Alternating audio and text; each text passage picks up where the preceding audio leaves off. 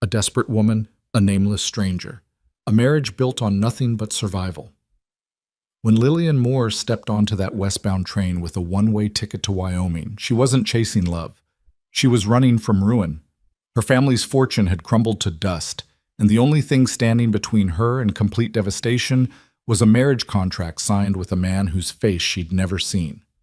But what happens when the stranger waiting at the altar turns out to be nothing like the letters promised? Stay with me until the very end of this story. Hit that like button and comment what city you're watching from. I want to see how far this tale travels. The creditors came on a Tuesday. Lillian Moore stood in the doorway of what had once been her father's study, watching strange men in dark suits catalog everything her family had ever owned. They moved through the Boston townhouse like vultures, marking items with tiny tags, their pens scratching against leather-bound ledgers with a sound that made her stomach turn. "This desk, mahogany, isn't it? Fetch a good price. The paintings in the hall, are those originals?" "Check the silverware. The mother had a collection, I'm told." The mother. As if Margaret Moore had been reduced to a footnote, a woman defined only by her possessions. Lillian's fingers tightened around the doorframe until her knuckles went white. Her mother had been dead 3 months. Her father had followed 6 weeks later, his heart simply giving out under the weight of what he'd lost. And now these men were picking through the remnants of their lives like children sorting through trinkets at a market stall. "Miss Moore." The voice came from behind her. Mr. Garrison, her father's former attorney. The word former doing a lot of work there, considering he'd been the first to jump ship when the investments went south. He stood in the hallway now, hat in hand, with that expression men wore when they were about to deliver news they considered unfortunate but ultimately not their problem. "Mr. Garrison." Lillian didn't turn around. She couldn't bear to look at him. "I've drawn up the final accounting, as you requested." Papers rustled. "Once the house is sold and the debt settled, I'm afraid there will be nothing left. Less than nothing, actually. Your father's business partner absconded with what remained of the liquid assets. The authorities are looking for him, but they won't find him."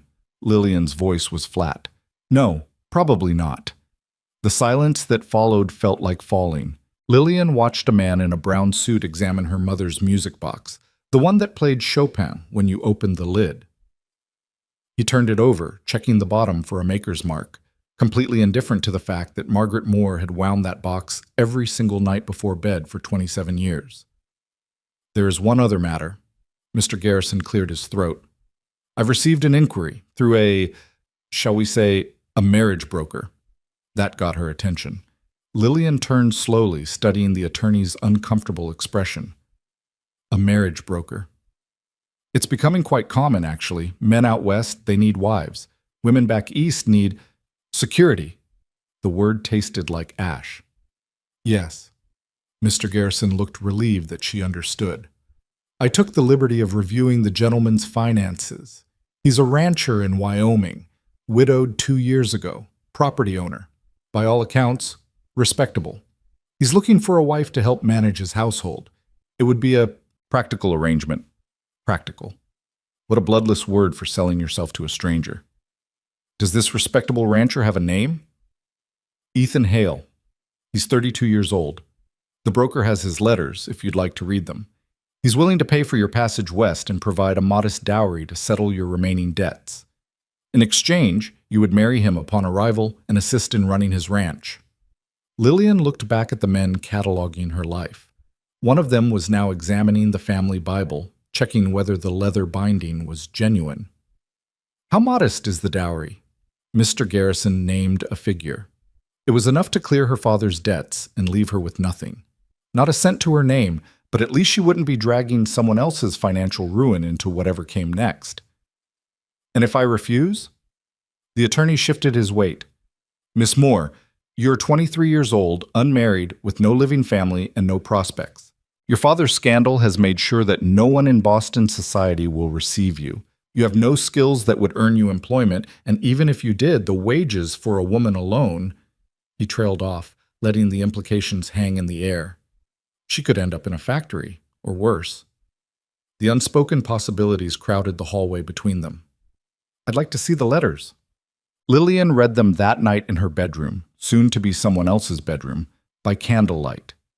There were 4 letters, written in a steady, masculine hand that suggested education without pretension.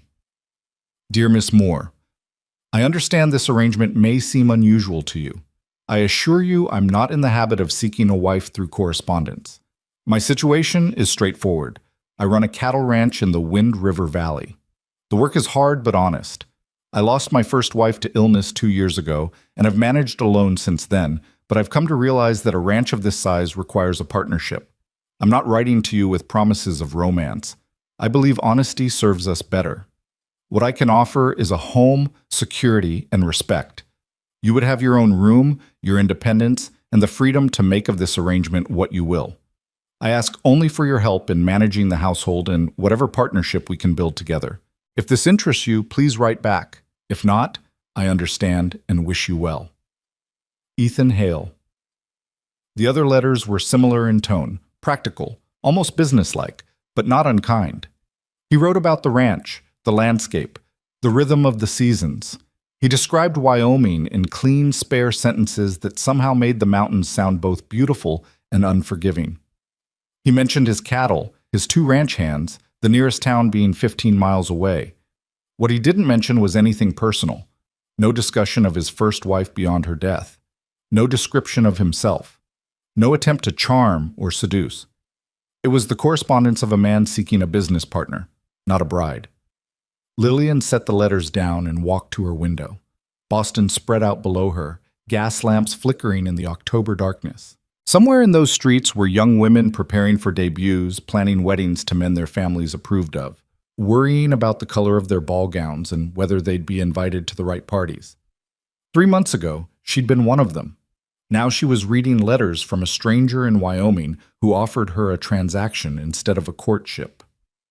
And the terrifying thing, the absolutely terrifying thing, was that it was the best offer she'd received. The only offer she'd received. Wyoming, she whispered to the glass. She'd never been farther west than Philadelphia. She'd never seen a mountain. She'd never touched a cow. Everything she knew about ranch life came from dime novels her mother had considered too vulgar for proper young ladies. But she also knew this. In 3 weeks, this house would belong to someone else. The creditors would take everything, and Lillian Moore would be standing in the street with a single trunk and nowhere to go. Unless she got on a train, unless she married a man named Ethan Hale, unless she chose to survive, even if survival meant binding herself to a complete stranger in a place she couldn't even imagine. Lillian wrote her response the next morning. Dear Mr. Hale, I accept your proposal. I understand the terms and find them acceptable. I have no false expectations about the nature of this arrangement. I can keep house, manage accounts, and I'm a quick study. I'll arrive in Wyoming on the date specified. Please understand that I come to you with nothing. My family's fortune is gone. I bring no dowry, no connections, no advantages beyond my willingness to work. If this changes your interest, I'll understand. If it doesn't, I'll see you at the end of the rail line. Lillian Moore. She sealed the letter before she could reconsider, posted it before doubt could catch up with her, and then she began the grim work of preparing for a life she couldn't begin to picture. The wedding dress was the first casualty. The cream silk gown her mother had been saving, the one with French lace and seed pearls, the one meant for a Boston society wedding. Lillian sold it to a second-hand shop for enough money to buy practical traveling clothes. Heavy skirts, sturdy boots, a wool coat that would withstand cold she'd never experienced. Her friends, former friends really, heard she was leaving. Some sent notes expressing shock and concern, the kind of concern that was really judgment wrapped in sympathetic language. How could you? Surely there are other options. What would your dear mother say? Only one friend visited in person. Catherine Winters had been her closest companion since childhood, and she appeared at the townhouse door 2 days before Lillian's departure, looking stricken. Tell me you're not really doing this. Catherine stood in the parlor, still wearing her gloves, as if afraid that sitting down would somehow make her complicit. Marrying a stranger? Moving to Wyoming? Lily, this is madness. It's survival. It's desperation. There has to be another way. What way? Lillian faced her friend directly. Your parents won't even receive me anymore, Catherine. You know that, don't you? You came here in secret. If your mother knew you were visiting the scandalous Moore girl, don't call yourself that. Why not? It's what everyone else calls me. My father's business partner stole everything and ran, and somehow that makes me unmarriageable. I'm tainted by association. So, yes, I'm desperate. And yes, I'm marrying a man I've never met, because the alternative is ending up in a factory, or worse, and I won't apologize for choosing differently. Catherine's eyes filled with tears. But you don't love him. I don't know him. Love doesn't enter into it. It should. Lily, marriage should be… What? What should it be? Lillian's voice rose despite herself. A romance? A fairy tale? Look around you, Catherine. Look at what's left of my life. I don't have the luxury of waiting for love. I have the choice between marrying a stranger who's offering me security or ending up on the street. Those are my options. Not love. Not romance. Survival or ruin, that's it. The silence that followed was broken only by the sound of men moving furniture in the rooms above them. Will you at least write to me? Catherine's voice was small. If he allows it. Lillian hadn't thought about whether her new husband would permit correspondence with her old life, another freedom she was gambling on. If I can. They embraced at the door, and Lillian felt Catherine shaking. When her friend pulled back, her face was composed again, that practiced society smile back in place. I hope he's kind to you, Catherine said. I hope I'm useful to him. It wasn't until Catherine had left that Lillian realized they'd been talking about completely different things. The train departed Boston on a gray November morning. Lillian stood on the platform with a single trunk containing everything she owned: practical dresses, undergarments, her mother's music box, she'd hidden it from the creditors, a daguerreotype of her parents, and Ethan Hale's letters. Everything else had been sold or claimed or lost. Mr. Garrison had come to see her off, perhaps from guilt, perhaps from duty. He handed her an envelope. Your ticket to Rawlins, Wyoming. And this. He passed her a smaller envelope. It's a return ticket dated 1 year from now. I purchased it from my own funds. Keep it somewhere safe. Lillian stared at the return ticket. Why? Because everyone should have a choice, Miss Moore. Even in desperate circumstances. Especially in desperate circumstances. If things don't work out, if you find yourself in a situation you can't bear, you can use that ticket to come back. I've included the name of a charity organization in Boston that assists women. It's not much, but it's something. She wanted to refuse it. Pride demanded she refuse it, but she tucked both tickets into her reticule because Mr. Garrison was right. Everyone should have a choice. Thank you, she said. Write if you need anything. And Miss Moore? He hesitated. I knew your father for 20 years. He made mistakes, yes, but he loved you very much. I think he'd be proud of your strength right now. Lillian couldn't respond to that without crying, so she simply nodded and boarded the train. The journey west took 5 days. Lillian watched the landscape transform outside her window. Cities giving way to towns, towns dissolving into farmland, farmland surrendering to prairie. The trees changed, then disappeared. The earth opened up into a vastness she'd never imagined possible. She shared a compartment with a family heading to Nebraska, a young mother with 3 children under the age of 7. The woman, Mary, was cheerful despite the chaos of managing 3 small humans in close quarters. First time west? Mary asked on the second day, after they'd established a cautious friendship. Yes, you? Lord, no. We're homesteaders. This is our 3rd claim. Lost the first to drought, lost the second to grasshoppers. My husband's convinced this one will take. Mary said it without bitterness, just a kind of weary acceptance. You're going back? After losing everything twice? What else would we do? Mary shifted the baby to her other hip. Can't afford to go back east? Can't afford to stay in one place if the land won't support us. So we keep moving, keep trying. That's what you do out here. You keep trying. Lillian thought about that for a long time. Keep trying. Such a simple philosophy for such a hard life. I'm getting married, she found herself saying, to a rancher in Wyoming. That right? How'd you meet him? I haven't. We've only corresponded." Mary didn't look shocked, which was somehow comforting. "Mail order bride, then. Plenty of women doing that nowadays. Western men need wives, Eastern women need security. Makes sense when you think about it." "Does it work out?" "Usually." Mary considered this while wiping the nose of her middle child. "Depends on the people, I suppose. I know some women who found good men, built good lives. I know others who found themselves in bad situations. Same as marriages back east, really.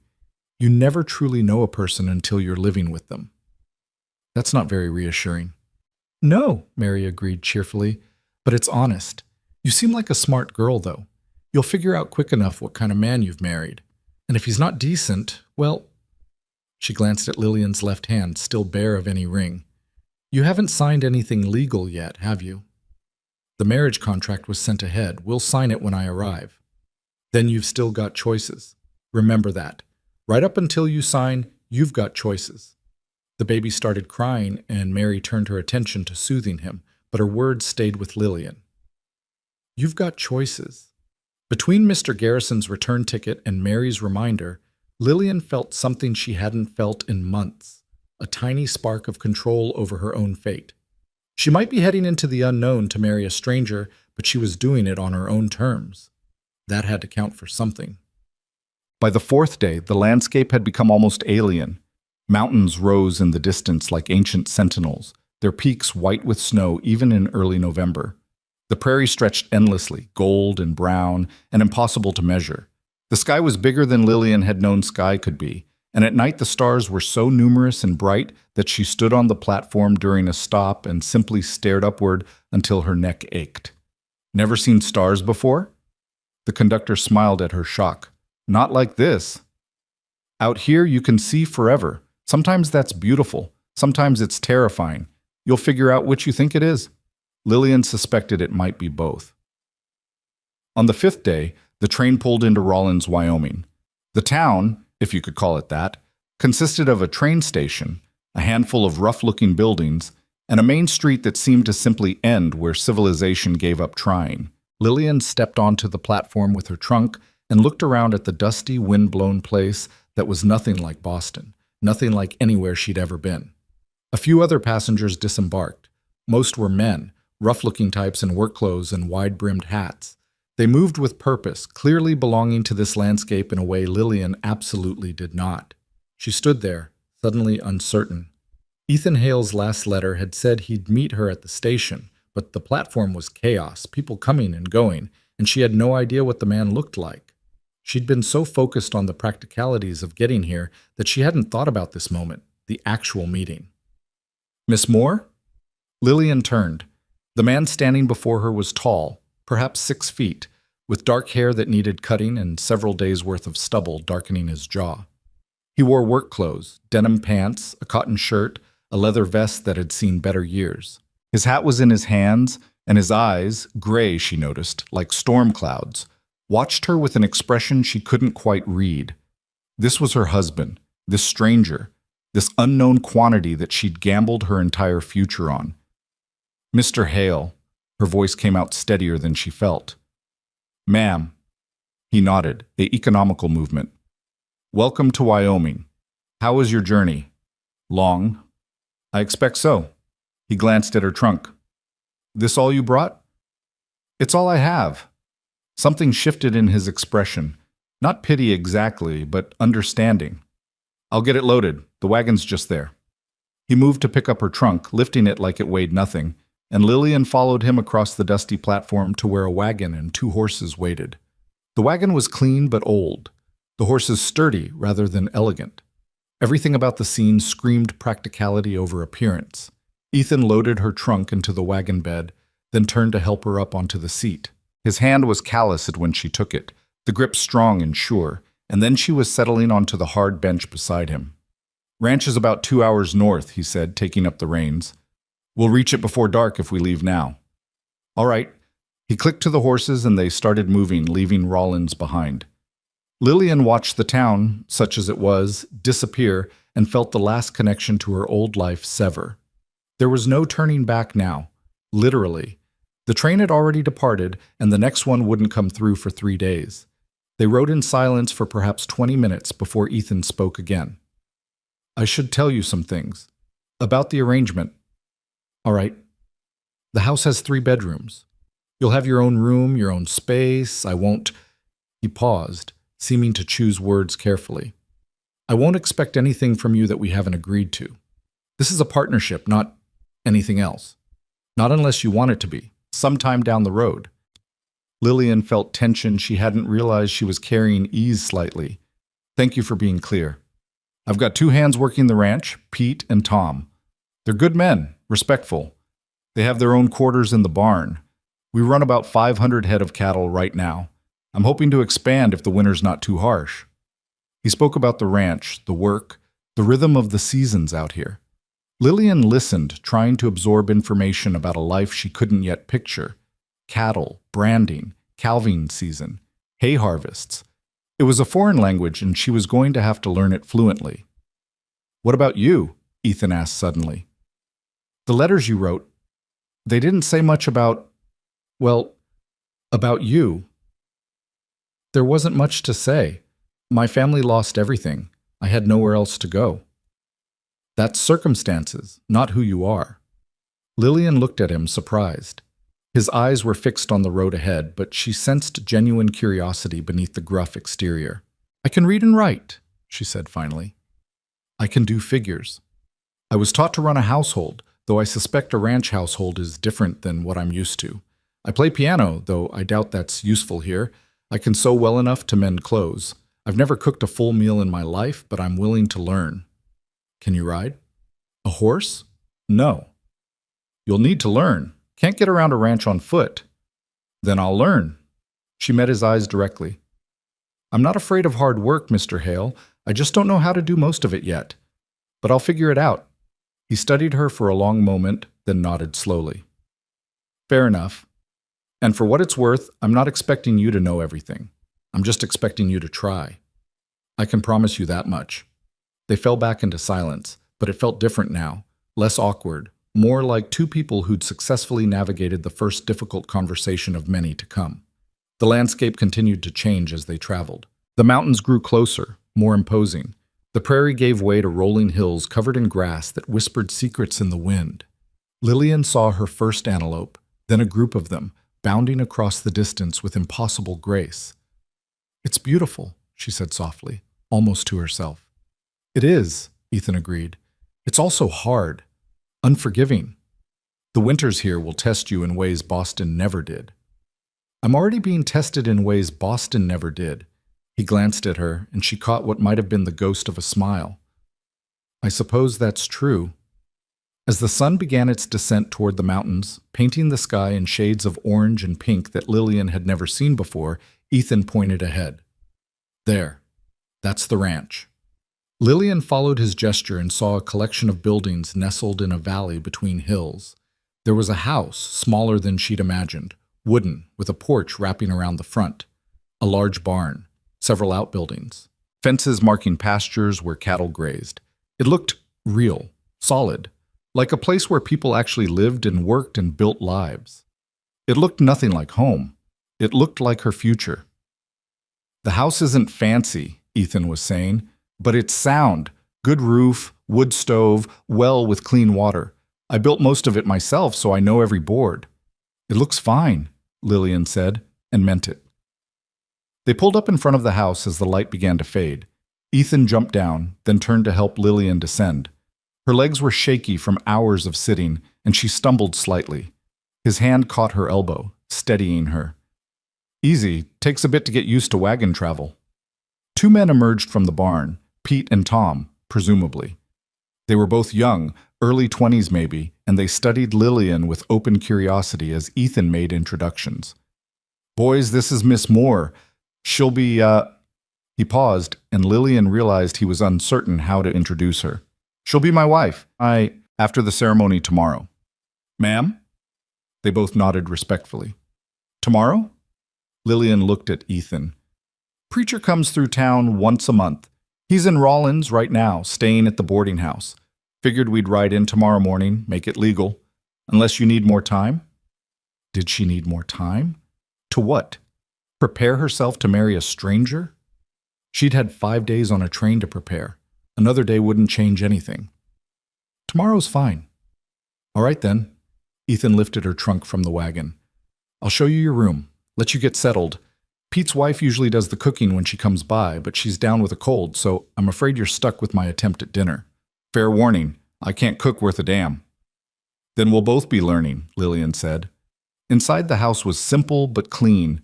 Wood floors, plain furniture, everything functional rather than decorative. Ethan showed her to a bedroom that held a bed, a dresser, a washstand, and nothing else. Bathroom's down the hall. We've got running water, which is more than most ranches can say. There's a tub if you want to wash up, towels in the cupboard. I'll get dinner started, such as it is. He left her alone, and Lillian sat on the edge of the bed, listening to the sounds of this strange house. Wind against the windows, boots on wood floors, the distant lowing of cattle, sounds that were nothing like the Boston traffic and society parties and life she'd left behind. She opened her trunk and took out her mother's music box, setting it carefully on the dresser.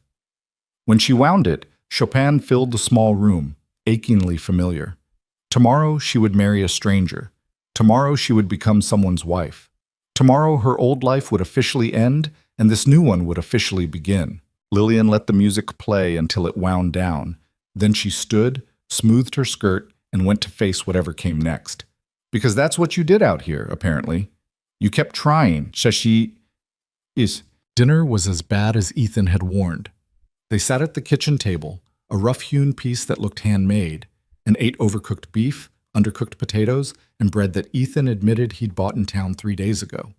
It was borderline inedible, but Lillian ate it anyway because she was hungry and because complaining seemed like a poor way to start this arrangement. I'll learn to cook, she said, pushing a particularly tough piece of meat around her plate.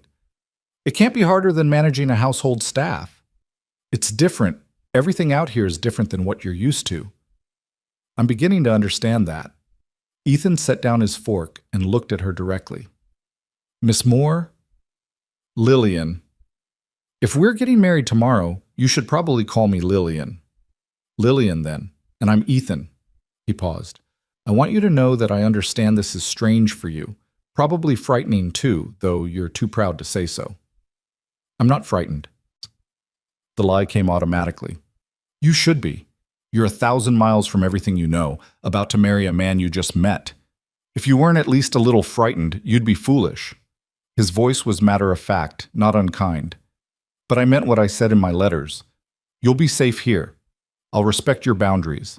And if you decide this isn't what you want, if you want to leave, I'll pay for your passage back east. No questions asked. Lillian thought of Mr. Garrison's return ticket, hidden in her trunk. That's generous. It's practical.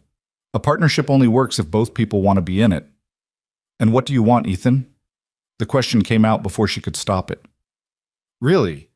Because the letters talked about needing help with the ranch, but surely you could hire a housekeeper. Why a wife? Why this arrangement? He was quiet for a long moment, and Lillian thought he might not answer. When he finally spoke, his voice was low. My first wife, Sarah, she died in winter. Influenza. I was out checking the herd during a storm, and by the time I got back, she was already gone. The doctor said she'd been sick for days, but she hadn't told me, didn't want me to worry. He stared at his plate. A housekeeper would have left her alone. A wife. A wife is supposed to be a partner, someone who's there, someone who cares enough to speak up, to not try to handle everything alone. I'm sorry for your loss. It was 2 years ago. I've made my peace with it mostly, but I realized I don't want to do this alone anymore.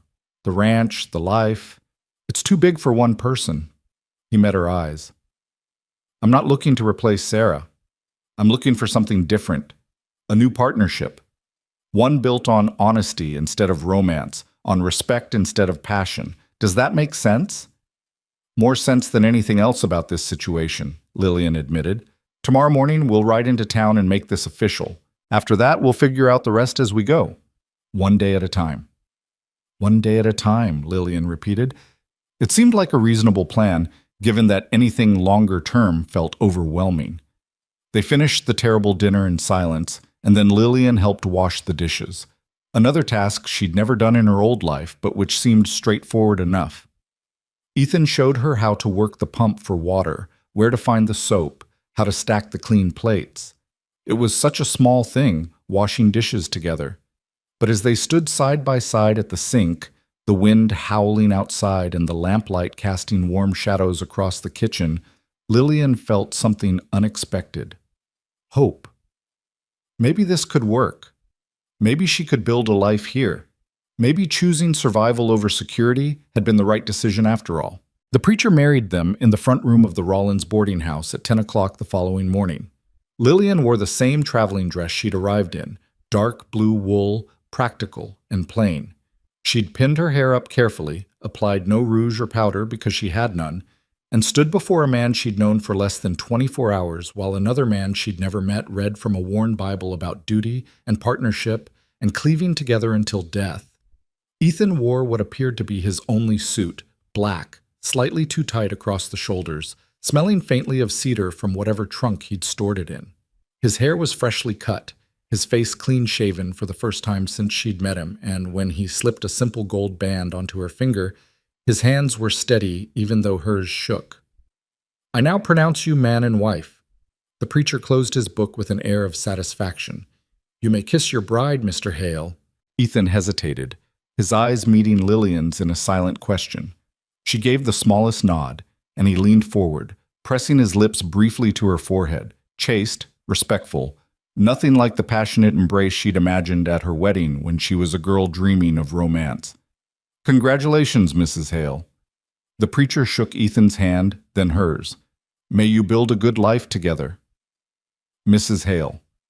Lillian tested the name in her mind as they signed the marriage certificate, as Ethan paid the preacher, as they walked back out into the cold Wyoming morning. She was married, legally bound to a stranger. The thing she'd agreed to in desperation had actually happened, and there was no undoing it now. "You hungry?" Ethan asked as they reached the wagon. "There's a restaurant here that serves decent food. We could get lunch before heading back." "That would be nice." They ate at a small establishment that served steak and potatoes, and Lillian watched her new husband across the table, trying to learn him. He ate methodically, didn't speak unless spoken to, and kept his eyes on his plate except when answering her questions. He wasn't unfriendly exactly, but he carried himself like a man unused to conversation, to company, to having someone else around. "The ranch hands, Pete and Tom, they seem young," Lillian ventured. "Pete's 24, Tom's 22. They're brothers, came out here 3 years ago looking for work. Good with cattle, hard workers. They'll help you if you need anything while I'm out on the range." "How often are you out on the range?" "Depends on the season. Winter, I'm closer to the house, checking on the herd, making sure they're weathering the cold. Spring and fall are busiest, calving, branding, moving cattle. Summer, I'm often gone for days at a time during drives." Days at a time, alone in that house. Lillian absorbed this information, adding it to the growing list of things she needed to understand about this new life.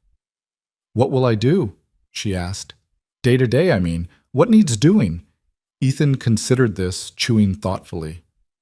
"Cooking, cleaning, mending clothes, garden in the summer, though that's months off yet. Chickens need tending. We've got about 20 hens. Pete's wife, Mary, she usually helps with the heavy cleaning and laundry when she's well. She'll teach you what you need to know." "Mary, Pete's wife. You mentioned she was sick?" "Just a cold. She'll be around in a few days, I expect. Good woman. You'll like her." They finished their meal in silence, and Lillian found herself studying the other diners. Rough men in work clothes, a few women who looked weathered by sun and wind, everyone moving with the kind of purposeful efficiency that spoke to hard lives and little time for leisure. This was her world now. These were her people, though they didn't know it yet. The ride back to the ranch was quiet, both of them lost in their own thoughts.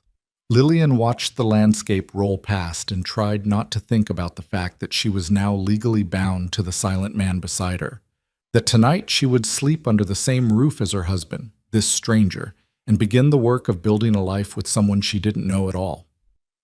When they arrived, Pete and Tom were working in the corral, and they looked up as the wagon approached. Pete removed his hat, nodding respectfully. "Congratulations, boss, ma'am." "Thank you." Lillian said, testing out her new role. Please call me Lillian. Yes, ma'am.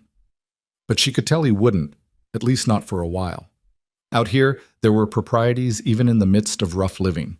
Ethan helped her down from the wagon, and as her feet touched the ground, the reality crashed over her fully. This was home now. This ranch, this valley, these mountains in the distance.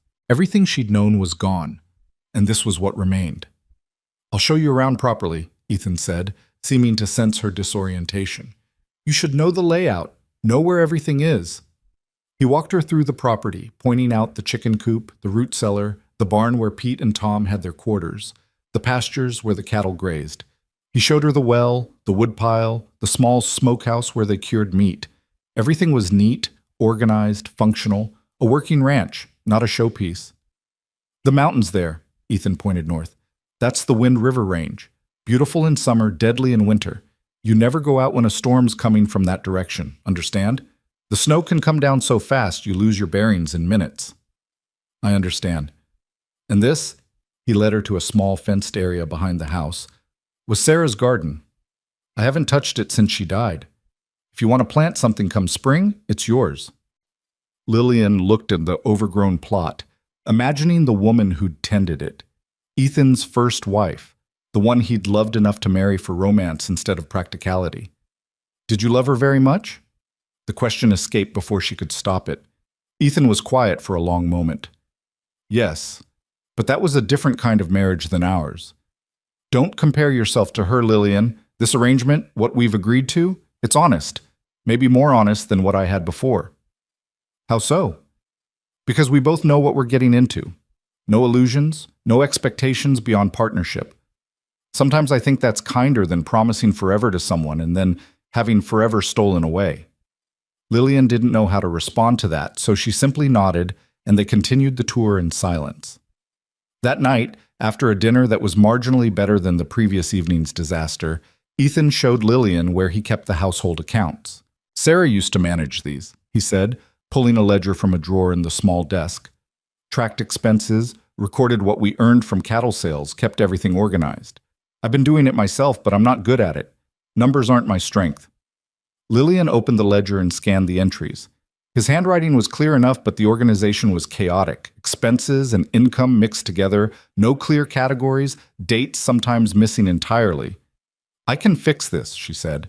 I managed my father's household accounts for 2 years before everything fell apart. I can organize this properly. That would help. Ethan looked relieved. I'll show you how everything works, what we spend on feed, what the cattle bring in, what the hands cost. You should know the full picture of the ranch finances. They spent an hour going through the numbers, and Lillian found herself genuinely interested. The ranch was profitable, but not hugely so. Ethan was conservative with expenses, saved where he could, and reinvested most of the profit back into expanding the herd. It was sound management, just poorly documented. You've built something solid here, she said, closing the ledger. We've built something solid, he corrected. As of this morning, it's as much yours as mine. That's what partnership means. The words should have comforted her, but instead they felt heavy. Responsibility, ownership, stakes in a life she hadn't chosen so much as defaulted into. When they finally said goodnight, Ethan paused outside her bedroom door. If you need anything, I'm just down the hall. And Lillian, thank you for coming here, for taking a chance on this. I didn't have much choice. You had the choice to give up. You didn't. That counts for something. He left her then, and Lillian closed her door, leaning against it as she listened to his footsteps retreat to his own room. The house settled around her, creaking and sighing in the wind, and she changed into her nightgown, feeling more alone than she had since her father died. This was her wedding night, and she was spending it alone in a stranger's house, married to a man who slept down the hall and promised nothing but respect and distance. She should have felt relieved. Instead, she felt untethered, floating in a life that didn't quite fit yet. The days that followed fell into a rhythm that was equal parts strange and oddly comforting. Lillian woke each morning to the sound of Ethan moving around the kitchen, making coffee, starting the fire in the stove. She'd dress quickly and join him, and together they'd piece together a breakfast. Eggs from the chickens she was learning to tend, bread that got better each time she tried baking it, coffee that was strong enough to strip paint. "You're getting better at the cooking," Ethan said one morning, 4 days into their marriage. The bar was extraordinarily low. He smiled at that, a real smile that changed his whole face, and Lillian felt something shift between them. Not romance exactly, but the beginning of ease. The awkwardness of those first days was fading into something more comfortable. After breakfast, Ethan would head out to work, and Lillian would tackle the house. Cleaning was straightforward enough. Sweep, dust, wash. The cooking was harder, but she was learning through trial and error. The chickens had been terrifying at first, but she'd discovered that if she moved slowly and spoke softly, they mostly ignored her while she collected eggs. Pete's wife, Mary, appeared on the 5th day, a small woman with capable hands and a warm smile. "So you're the one who finally got Ethan to marry again." Mary looked Lillian over with frank curiosity. "Everyone in the valley's been talking about it. Mail order bride, they're saying. That true?" "Yes." Lillian saw no point in lying. "Practical man, Ethan is. I told Pete he'd find himself a wife this way eventually. Couldn't see him courting anyone after Sarah." Mary started pulling cleaning supplies from a cupboard with the ease of long familiarity. "You know how to run a ranch house?" "Not even slightly." "Well, then let's fix that. Can't have you floundering when winter really hits. Come on, I'll teach you everything Sarah taught me." Over the next several hours, Mary showed Lillian how to properly clean the wood stove, how to manage the laundry using the big copper basin in the back room, how to organize the root cellar so nothing spoiled, how to mend work clothes that took a beating from ranch life. She talked constantly, filling Lillian in on valley gossip, explaining the rhythms of ranch work, sharing stories about Sarah without any apparent jealousy or resentment. "Sarah was a good woman," Mary said while showing Lillian how to properly black the stove. "Knew ranch life inside and out because she was born to it. You, though, you're different. City girl, right?" "Boston. Long way from Boston to here. Takes guts to make that kind of change." Mary studied her. "You regretting it yet?" Lillian considered lying, then decided honesty served her better. "I don't know yet. Ask me in 6 months." "Fair enough. But I'll tell you this. Ethan's a good man. Quiet, keeps to himself, but he's fair and he's kind. You could have done a lot worse in a husband, arranged or not." "What was Sarah like?" "Strong, practical. Loved this ranch almost as much as Ethan did. When she died, it broke something in him. Took him a year before he'd even talk about her without leaving the room." Mary paused in her scrubbing. "He tell you how she died?" "Influenza, during a storm." "Did he tell you he blamed himself? Thought if he'd been here instead of out with the cattle, he could have saved her. Doctors said there was nothing to be done, that she was too far gone by the time anyone could have helped. But Ethan didn't believe it. Still doesn't, I think." Lillian absorbed this, understanding Ethan a little better. The distance he kept, the careful boundaries, they weren't just about respecting her, they were about protecting himself from loss. "Thanks for telling me," she said. "You're his wife now. You should know who you married." Mary stood, surveying their work. "Come on, I'll show you how to make proper bread. That stuff you've been turning out is barely edible." By the end of the day, Lillian's hands were raw from scrubbing and her back ached from bending over the wash basin. But she'd learned more about ranch life than she'd picked up in the previous 5 days combined. When Ethan came in for dinner, he stopped short at the sight of actual bread. Golden, properly risen, steaming from the oven. "Mary was here," Lillian explained. "I can tell." He broke off a piece of bread, tasted it, and nodded approval. "This is real food. Don't sound so surprised. After what I've been eating for 2 years, I'm allowed to be surprised." They ate dinner together, and for the first time, conversation came naturally. Ethan told her about his day, a fence that needed mending, a cow showing signs of illness, plans for expanding one of the pastures. Lillian shared what she'd learned from Mary, the valley gossip, her triumph over the bread. "Valley's talking about us, you know," Ethan said, pouring more coffee. "Curious about the city girl who married the hermit rancher." "They think you're a hermit?" "I don't exactly socialize much. Haven't since Sarah died." He met her eyes. "Might change now. People will expect us to attend church socials, community gatherings. You all right with that? Playing the role of dutiful ranch wife?" Lillian smiled slightly. "I suppose I should meet our neighbors eventually. They'll judge you. Fair warning." Valley folks can be, he searched for the word. Traditional. They'll wonder why I didn't marry a ranch girl, someone who knows the life. And what will you tell them? The truth. That I wrote to an agency, that you answered, that we made an arrangement that suits us both. He paused. Unless you'd rather I didn't. Lillian thought about it. She could ask him to lie, to pretend this was a love match, to save face. But Mary's words echoed in her mind. This partnership was built on honesty. Tell them the truth, she said. Let them think what they will. I didn't come here to impress anyone. Good, because you won't. But he said it with that small smile she was learning meant approval. The second week brought snow. Lillian woke to a world transformed, white and silent and impossibly beautiful. She stood at the kitchen window watching flakes drift down from a gray sky and felt something close to wonder. First snow of the season, Ethan said, coming to stand beside her. Won't stick long, probably, but by December we'll be buried in it. How much snow? Feet of it. Sometimes the drifts get so high you can't see the fence posts. We'll be snowed in for weeks at a time. The idea should have been frightening, but instead Lillian felt oddly excited. Snowed in meant no expectations, no social calls, just her and Ethan and the work of survival. Simple, clear.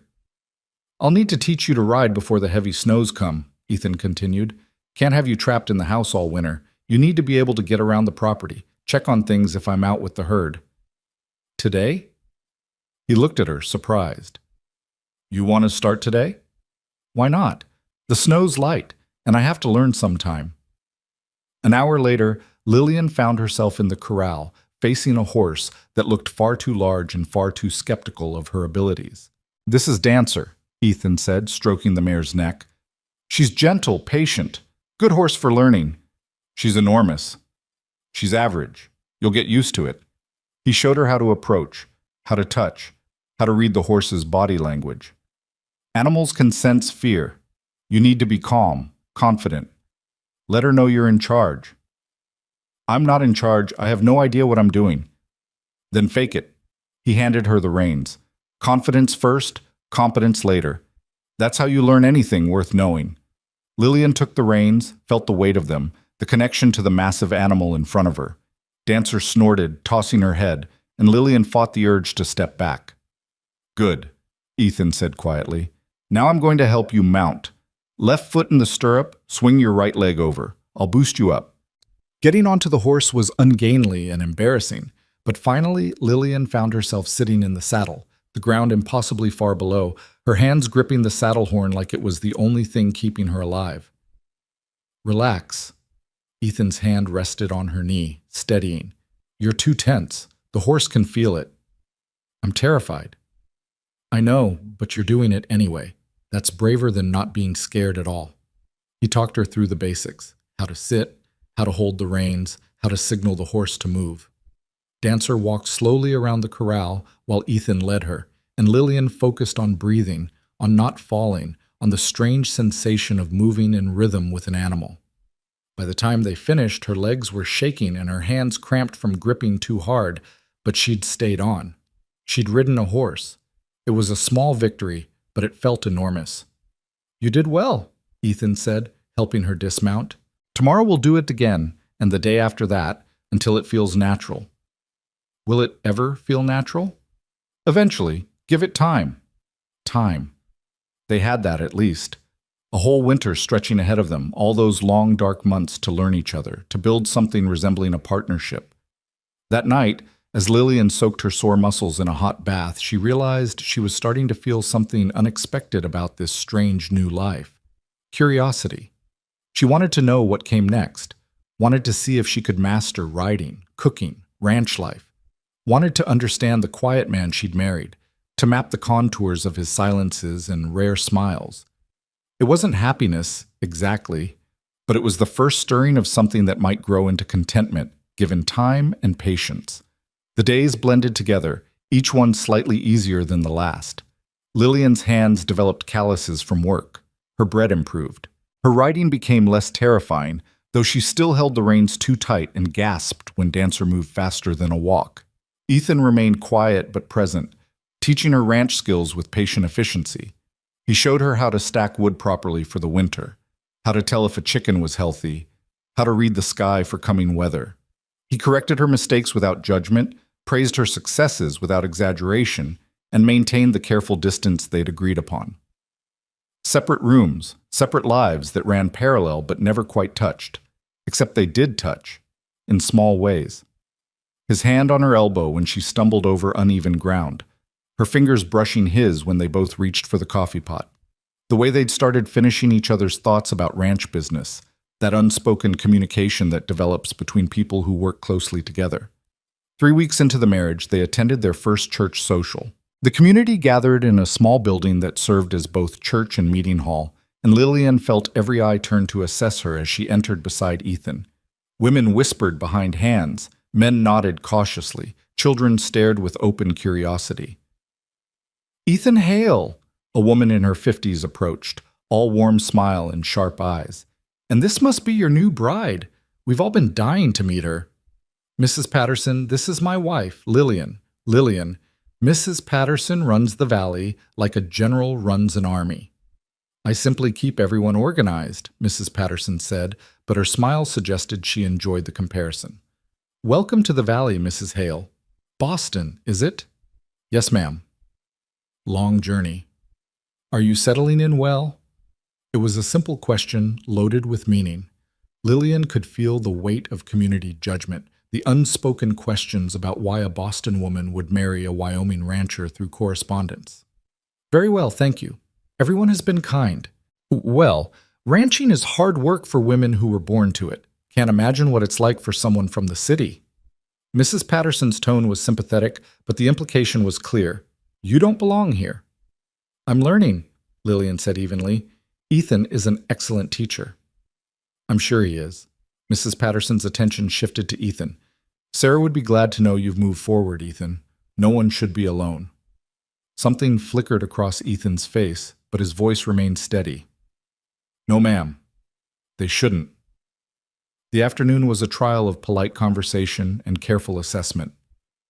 Women asked Lillian about her background, her skills, her plans. Men talked to Ethan about cattle and weather while stealing glances at his unlikely bride. Through it all, Lillian maintained perfect composure, that society training proving useful after all. On the ride home, Ethan was quiet until they'd left the town behind. "You handled that well," he said finally. "I've survived worse social gatherings. They'll gossip about how I married beneath my station, or you married beneath yours, or how it can't possibly last. Let them gossip. We know what this is." He glanced at her, something like respect in his eyes. "We do, don't we? A partnership, an arrangement. It works because we're honest about it." "And does it work?"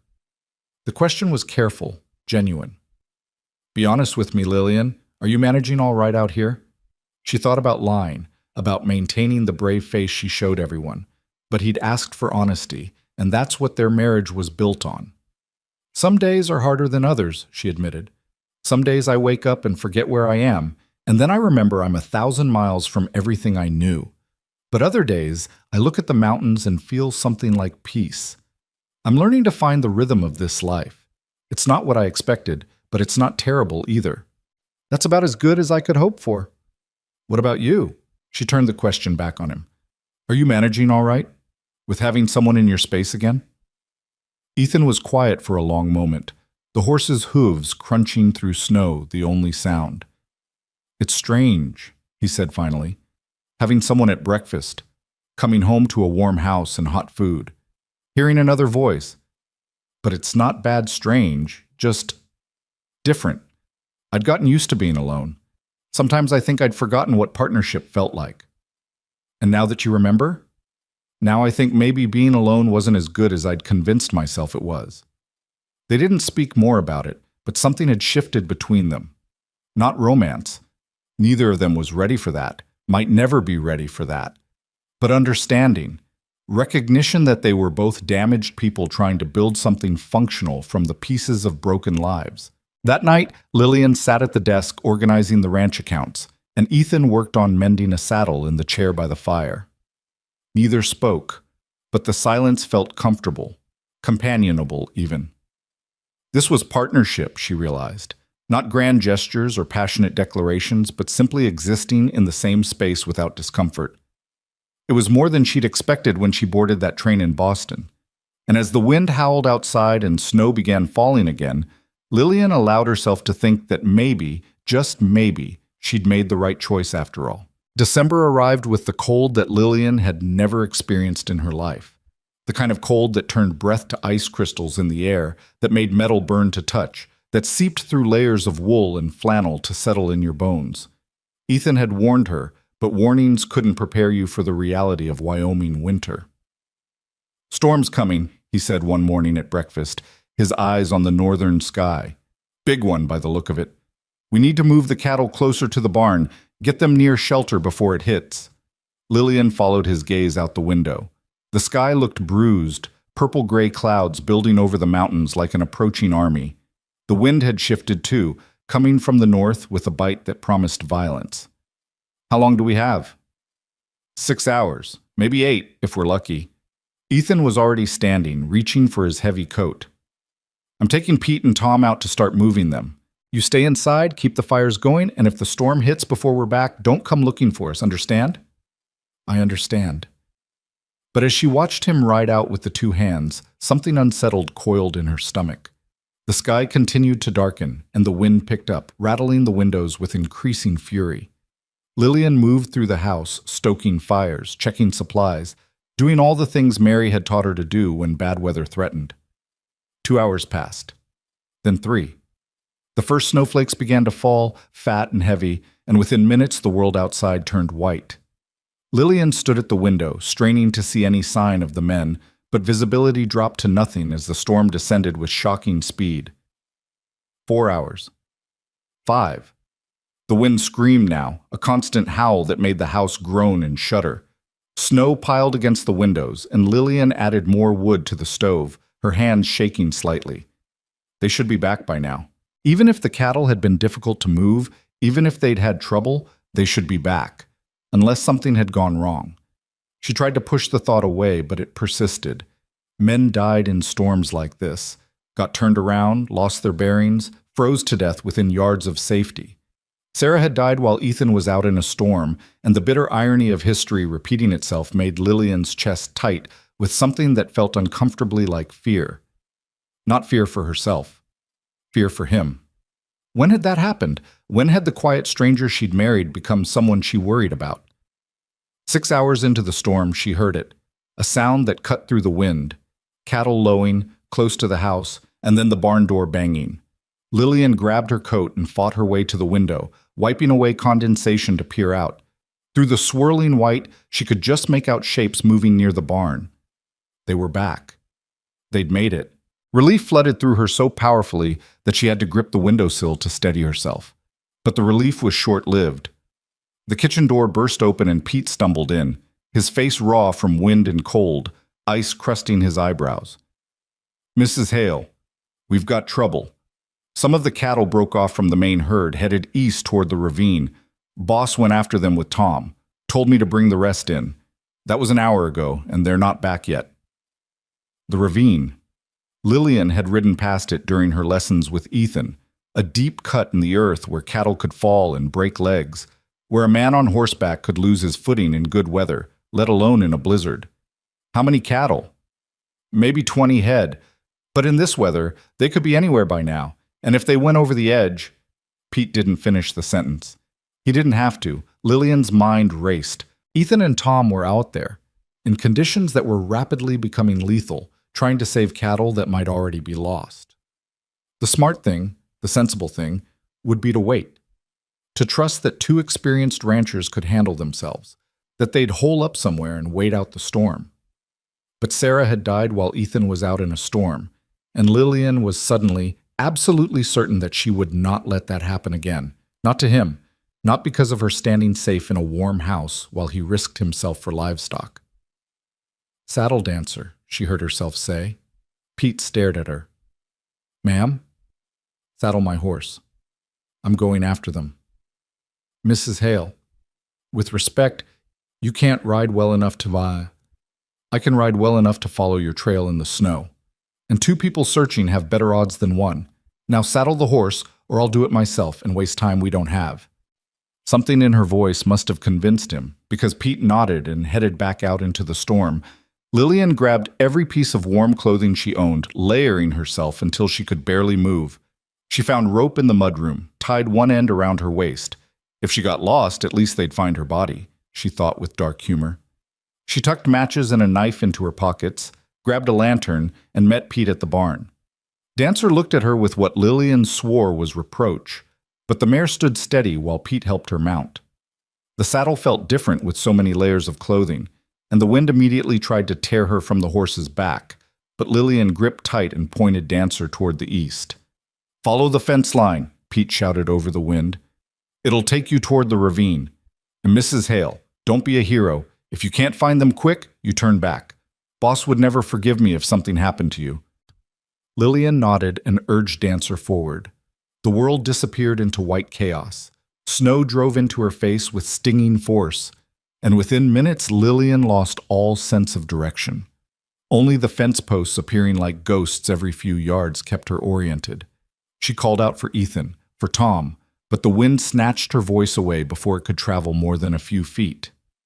Dancer plodded forward with the steady patience of a horse who'd weathered worse storms than this, and Lillian trusted her completely. They moved through what felt like an endless white void, and Lillian's fear grew with each passing minute. What if she was going the wrong direction? What if they'd already made it back and she was out here for nothing? What if she got them both killed in some dramatic but ultimately stupid attempt at heroism? But she kept going because the alternative was turning back, and she couldn't do that. Not when Ethan might need help. The fence line ended abruptly where the ravine cut across the property, and Lillian pulled Dancer to a halt, her heart pounding. She could hear cattle now, that panicked lowing that meant distress, and somewhere below came a man's voice, shouting something she couldn't make out. Lillian dismounted, tied Dancer to the last fence post, and moved carefully toward the edge of the ravine. The drop was steep, treacherous, and in the storm she could barely see 10 feet ahead. But then lightning cracked overhead. Lightning in a snowstorm, she'd learned, meant the weather was truly dangerous, and in that flash of illumination she saw them. 20 feet down the ravine slope, Tom was trying to control his spooked horse while Ethan worked to free a steer whose leg was wedged between rocks. Even from this distance, Lillian could see that Ethan was favoring his left side, moving stiffly, and her stomach dropped. He was hurt. "Ethan!" She screamed his name with everything she had. His head jerked up, and even through the snow she could see his shock. He shouted something back, but she couldn't hear it. She needed to get down there, but the slope was treacherous and she had no experience with this kind of terrain. Do it anyway, she thought. Confidence first, competence later. Lillian started down the slope, half sliding, half climbing, using scrub brush and rocks for handholds. Twice she nearly lost her footing, and once she slid several feet before catching herself. But she kept going, driven by the sight of Ethan struggling with that steer, by the knowledge that Tom couldn't help because his horse was about to bolt. She reached the bottom with her hands bleeding through her gloves and her breath coming in ragged gasps. Ethan grabbed her arm, steadying her, and she could see the anger and fear warring in his eyes. "What the hell are you doing out here?" He had to shout directly in her ear for her to hear him. "Saving your stubborn hide. Are you hurt?" "Cracked rib, maybe. Doesn't matter. We need to free this steer and get everyone back up the slope before—" The rest of his sentence was lost as Tom's horse finally did bolt, scrambling up the slope and disappearing into the white. Tom swore viciously, fighting to keep his own footing on the icy ground. "Can you help me with this?" Ethan was already turning back to the steer, and Lillian moved to his side without hesitation. The animal was wedged tight, one leg caught at an angle that would break it if they pulled wrong. Ethan explained what they needed to do, lift and twist simultaneously, free the leg without causing more damage. It required strength and coordination and trust that the other person knew what they were doing. Lillian had no idea what she was doing, but she followed Ethan's instructions exactly, gripping where he told her to grip, pulling when he said pull, and together they managed to free the steer. The animal scrambled up and away, limping but mobile, heading back toward the herd with that single-minded determination cattle had for survival. "Now we need to get out of here," Ethan said. but as he tried to move, his face went white and he stumbled. Lillian caught him, feeling him lean more weight on her than he wanted to. "How bad is it, really?" "Bad enough." "I can't climb that slope, Lillian. Not quickly. You and Tom need to go back. Send Pete with—" "We're not leaving you." Her voice was absolute. "Tom, help me get him to level ground. We'll walk back along the ravine floor until we find an easier slope." "Mrs. Hale, the ravine runs for miles, and in this storm—" "Then we better start walking." They moved as a unit, Tom on one side of Ethan and Lillian on the other, supporting his weight as he tried to keep moving. The cold was brutal now, that bone-deep cold that made thinking difficult. Lillian focused on putting one foot in front of the other, on keeping Ethan upright, on watching for any break in the ravine walls that might offer an easier exit. Time lost meaning. They could have been walking for minutes or hours. The storm showed no sign of letting up, and Lillian felt her own strength beginning to flag. Her legs shook with exhaustion, her hands had gone numb, and she couldn't feel her feet anymore. But she kept going. They all kept going, because the alternative was stopping, and stopping meant dying. "There!" Tom's shout brought her head up. Ahead, barely visible, was a section where the ravine wall had partially collapsed, creating a rough slope up to level ground. It wasn't easy, but it was possible. Getting Ethan up that slope was the hardest thing Lillian had ever done. He tried to help, tried to take his own weight, but she could see the pain in every movement. Tom went first, then reached back to pull while Lillian pushed from behind, and somehow, impossibly, they got him to the top. Once on level ground, Lillian tried to get her bearings. The fence line should be north, the house beyond that, but in the white chaos, she couldn't tell which direction was which. For a terrifying moment, she thought they'd escape the ravine only to die lost on their own property. Then she heard it, a horse's whinny. Dancer still tied where Lillian had left her, calling out through the storm. "This way!" Lillian grabbed Ethan's arm, and they struggled toward the sound. Finding Dancer felt like a miracle, and the horse's solid presence in the chaos was the most beautiful thing Lillian had ever seen. "Tom, you take the boss," Lillian said. "I'll walk alongside." "You can't walk in this, you need to ride. The horse can't carry us both, and he's hurt worse than I am. Just go. Follow the fence line back. I'll be right behind you." Tom hesitated, but Ethan was fading fast. His breathing labored, and there was no time for argument. Tom hauled Ethan up onto Dancer, then mounted behind him, holding him steady in the saddle. "Don't stop," Ethan managed, looking down at Lillian. "Keep moving. If you stop, you freeze." "I know. Go." They disappeared into the white, and Lillian was alone. She started walking, one hand on the fence line, using the posts as guideposts in the chaos. The cold was overwhelming now, a living thing that wanted to drag her down, to make her sleep. Her body screamed at her to stop, to rest, just for a moment. But she heard Ethan's voice in her head. "If you stop, you freeze." And she kept moving. One post. Another. Then another. She counted them, gave each one a number, made a game of it to keep her mind working. 27, 28, 29. How many posts between the ravine and the barn? She couldn't remember. Had she passed this one before? Was she going in circles? 53, 54. Her legs gave out at post 62. Lillian went down hard, her knees hitting frozen ground, and for a long moment she couldn't make herself get up. The snow was actually warm where she lay, and that seemed wrong, but she was too tired to figure out why. Maybe she'd just rest here, just for a minute. "Lillian!" The voice was distant, barely audible over the wind, but it pulled at her. Someone was calling her name. Someone needed her to get up. "Lillian, answer me!" "Ethan." That was Ethan's voice, and he sounded afraid. She'd never heard him sound afraid before. She tried to answer, but her mouth wouldn't work properly. Tried to move, but her limbs were so heavy. Managed to lift one hand, waving it weakly in what she hoped was a visible gesture. Then there were hands on her, lifting her, and Pete's face swam into view. "I've got you, Mrs. Hale. Just hold on." He carried her. Actually lifted her like she weighed nothing, and carried her through the storm. The world tilted and swayed, and Lillian closed her eyes against the dizziness. When she opened them again, they were in the barn, warmth and lamplight surrounding her. "Get her inside the house," Ethan's voice rough with pain. Mary, help her. Pete, ride for the doctor. Can't get a doctor in this weather, boss. Then we do what we can ourselves. Lillian was vaguely aware of being moved again, of Mary's capable hands removing her frozen clothes, of being wrapped in blankets and placed near the stove. Hot liquid was pressed to her lips, coffee or tea, she couldn't tell, and she drank automatically. Slowly, painfully, feeling returned to her extremities. Her hands and feet burned as circulation restored, and she bit back whimpers at the pain. Mary worked methodically, checking for frostbite, rubbing warmth back into Lillian's limbs, talking in a low, soothing voice. "You damn fool woman," Mary said, but there was affection in it. "Going out in that storm. What were you thinking?"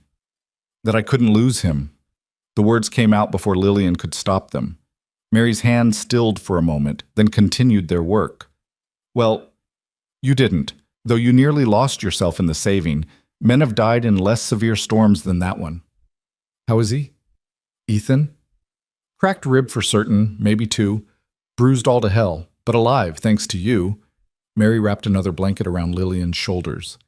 "He's in his room, insisting he's fine while Tom wraps his ribs. Stubborn man. I want to see him. You can barely stand." "I don't care. I need to see him." Mary helped her to her feet, and Lillian made her way down the hall on shaking legs.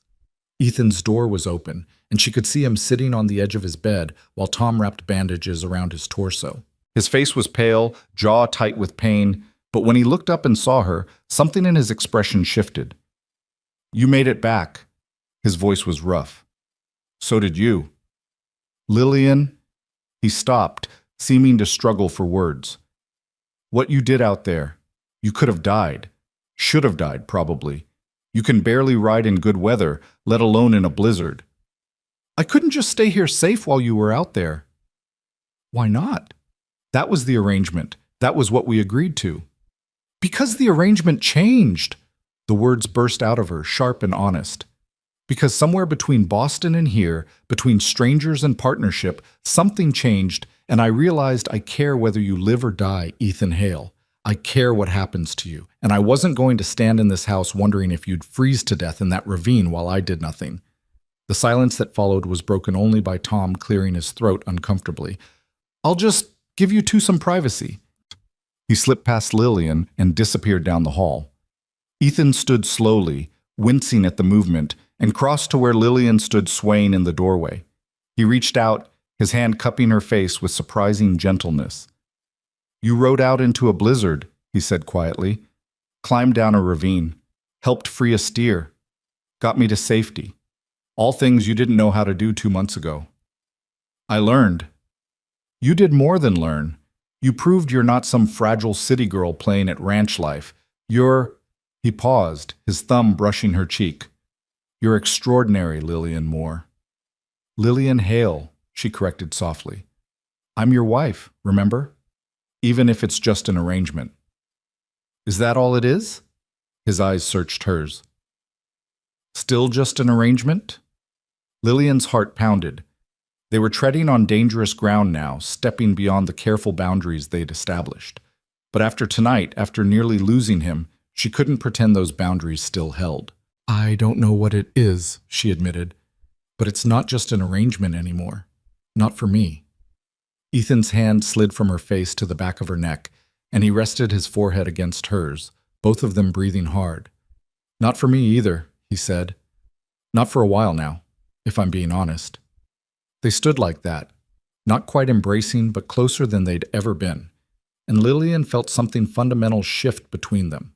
Not love, not yet, maybe not ever in the traditional sense, but connection, recognition, the understanding that they'd moved past transaction into something real.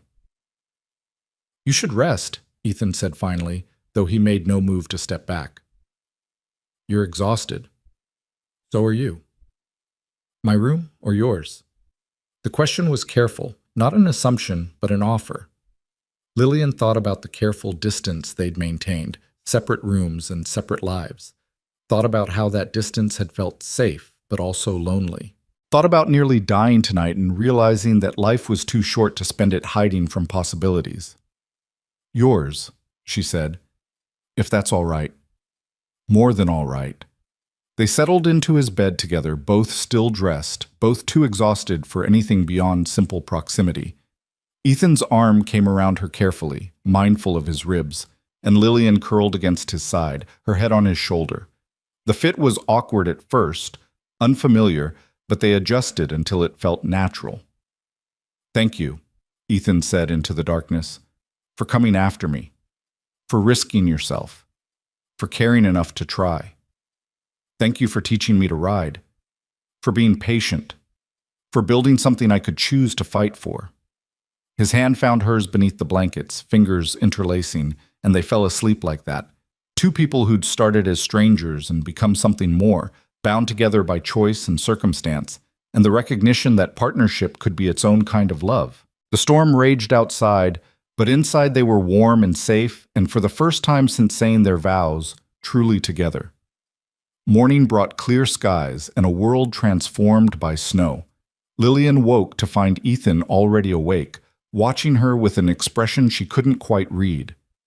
"How do you feel?" she asked. "Like I got kicked by a horse, but alive." He brushed a strand of hair from her face. "How about you?" "Everything hurts, but I'll survive." "You'll do more than survive. You'll thrive." He said it with certainty, as if it were simple fact. "You proved that last night."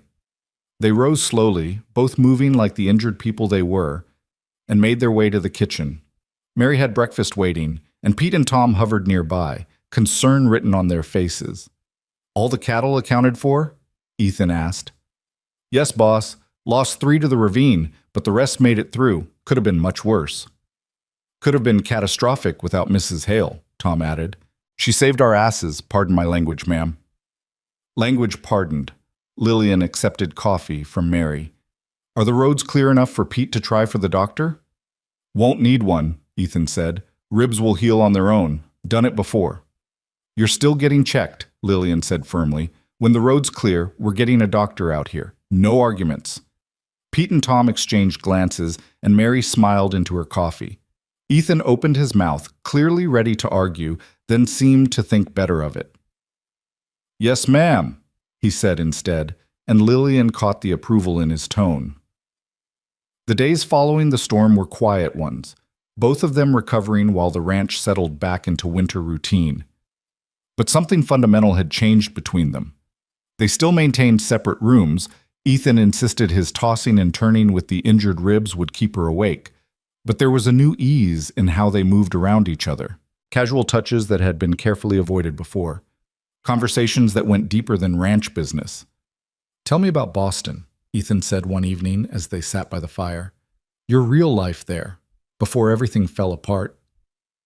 So Lillian told him about the house where she'd grown up, the parties and social calls, her mother's love of music and her father's terrible jokes, about Catherine and the other girls she'd thought were friends, about the slow realization that her entire world had been built on money and status, and when those disappeared, so did everything else. "Do you miss it?" he asked. "Sometimes I miss the comfort of it, the predictability, but the people? The life?" She shook her head. "No. That world only wanted me when I was valuable to it. Out here, I have value because of what I can do, not who I was born to be. I think I prefer that."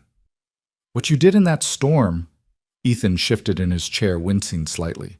"That took a kind of courage I didn't know you had. Hell, that I didn't know anyone had. You were terrified, I could see it, but you did it anyway." "I learned that from you." She met his eyes. "Every day watching you face hard things without complaint, teaching me to ride even though I was hopeless at first. You showed me that courage isn't the absence of fear. It's doing what needs doing despite it." "When did you get so wise?" "When I married a cowboy who believed I could be more than I thought I was." Something passed between them in that moment, unspoken but understood. They were building something real here, something neither had expected but both were choosing, not the passionate romance of storybooks, but something steadier, deeper, more honest. That night, when Lillian paused outside her bedroom door, Ethan was there. "Your room or mine?" he asked, echoing the question from the night of the storm. "Yours," she said again, and this time it felt less like seeking comfort and more like coming home. They were still learning each other, still navigating what this partnership was becoming. But as Lillian settled against Ethan's side, listening to his steady heartbeat beneath her ear, she thought about the scared woman who'd boarded a train in Boston 2 months ago. That woman had been running from ruin. This woman, the one she'd become, she was running toward something instead, toward possibility, toward a future she was helping build with her own hands, and that made all the difference. The week after the storm marked a turning point that neither of them acknowledged aloud, but both felt in every interaction. Ethan's ribs healed slowly, and Lillian found herself hovering, checking on him when he worked too hard, insisting he rest when she caught him wincing, bringing him coffee without being asked. He teased her about it once, called her a worrywart, and she'd responded by threatening to let him make his own terrible coffee again. "You wouldn't dare," he'd said, eyes crinkling with amusement. "Try me." But they both knew she wouldn't.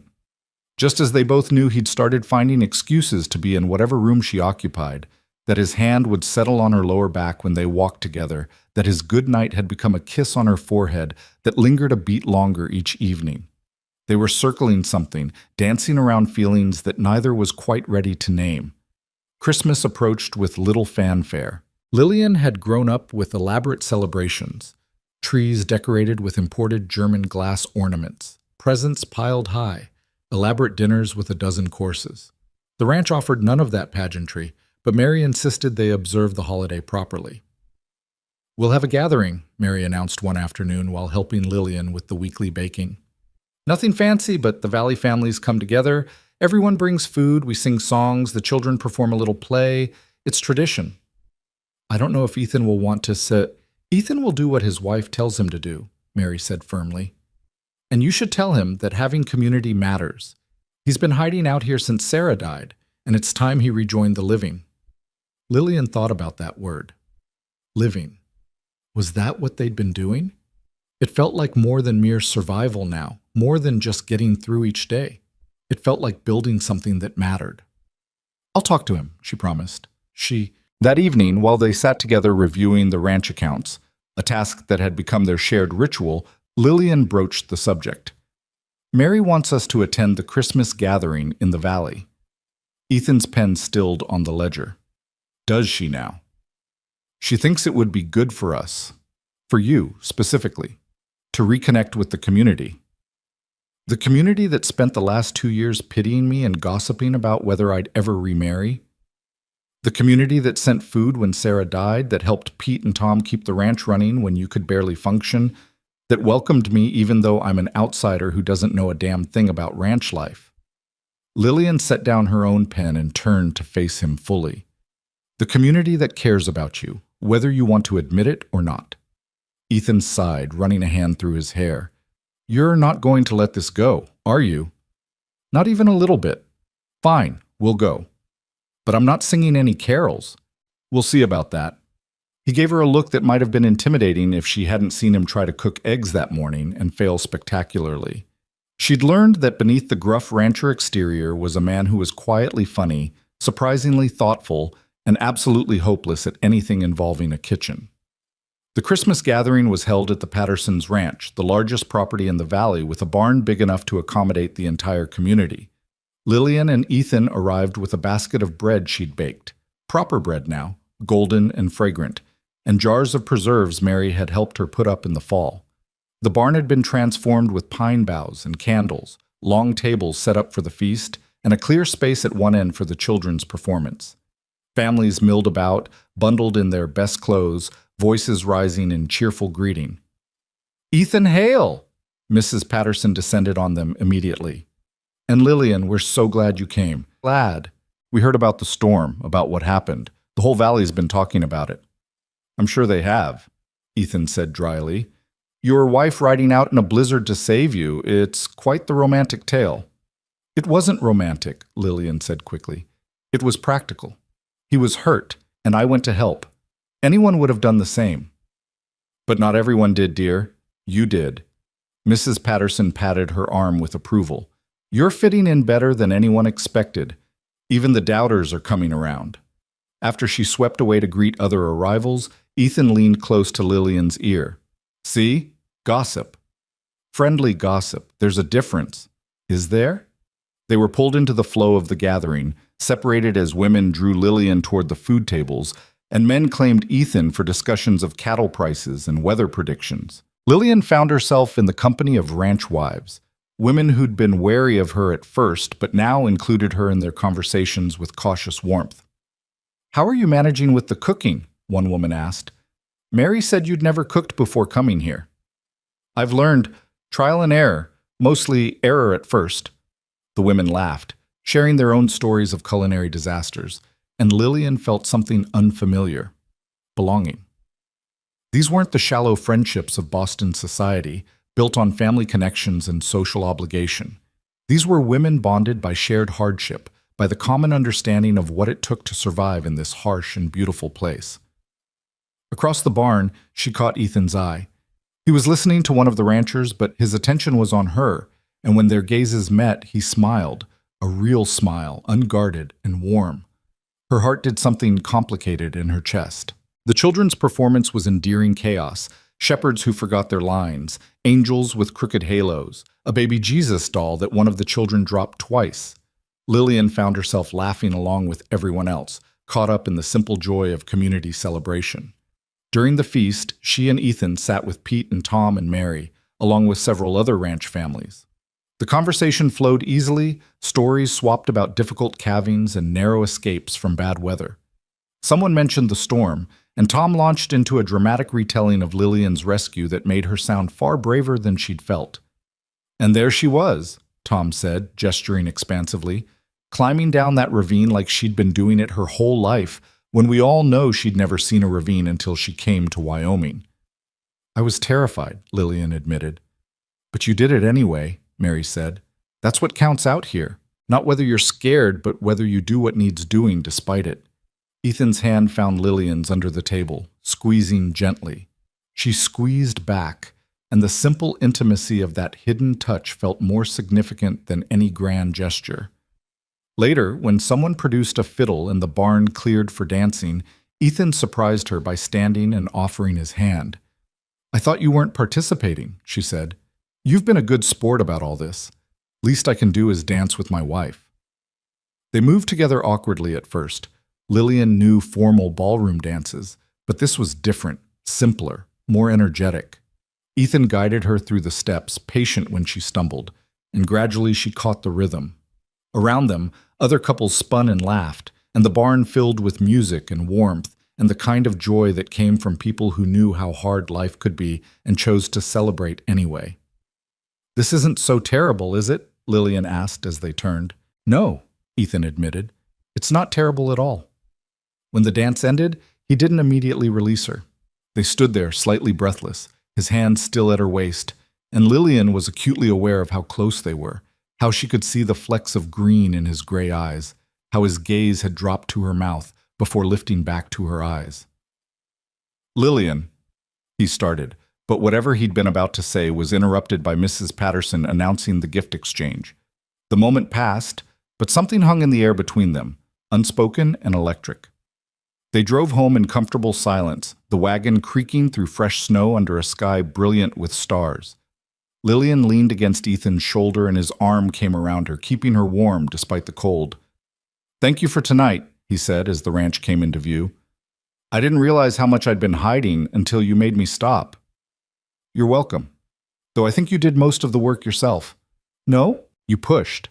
You've been pushing since you got here, making me see that life didn't end when Sarah died. That I could build something new if I was willing to try." "We built something new," she corrected. "Both of us. Together." Inside the house, they moved through the now familiar routine of banking the fires and preparing for bed. But when Lillian reached her bedroom door, she paused. She hadn't slept in this room since the night of the storm. Every night since, she'd ended up in Ethan's bed, both of them maintaining the fiction that it was temporary, that one of these nights she'd return to her own space. But neither of them wanted that. They just hadn't said it aloud. "Ethan," she turned to find him watching her from his doorway. "Why do I still have a separate room?" "Because when you came here, I promised you your own space, your independence. I didn't want you to feel trapped or obligated." And if I don't want independence, she struggled for the right words. If I want this to be real, not just an arrangement or a partnership, but a real marriage, he crossed the hallway in 3 strides, cupping her face in both hands. Is that what you want? Yes. I think I've wanted it for a while now. I just didn't know how to say it. I thought I'd never want this again, Ethan said quietly. After Sarah, I convinced myself that partnership without emotion was safer, that I could have a companion without risking my heart. But you, he traced her cheekbone with his thumb. You made me want to risk everything. You made me want to feel again. I'm scared, Lillian admitted, of how much I care about you, of how much it would hurt if something happened, of being vulnerable again after everything I lost. I'm scared too, but I'm more scared of wasting what we could have because I'm too afraid to reach for it.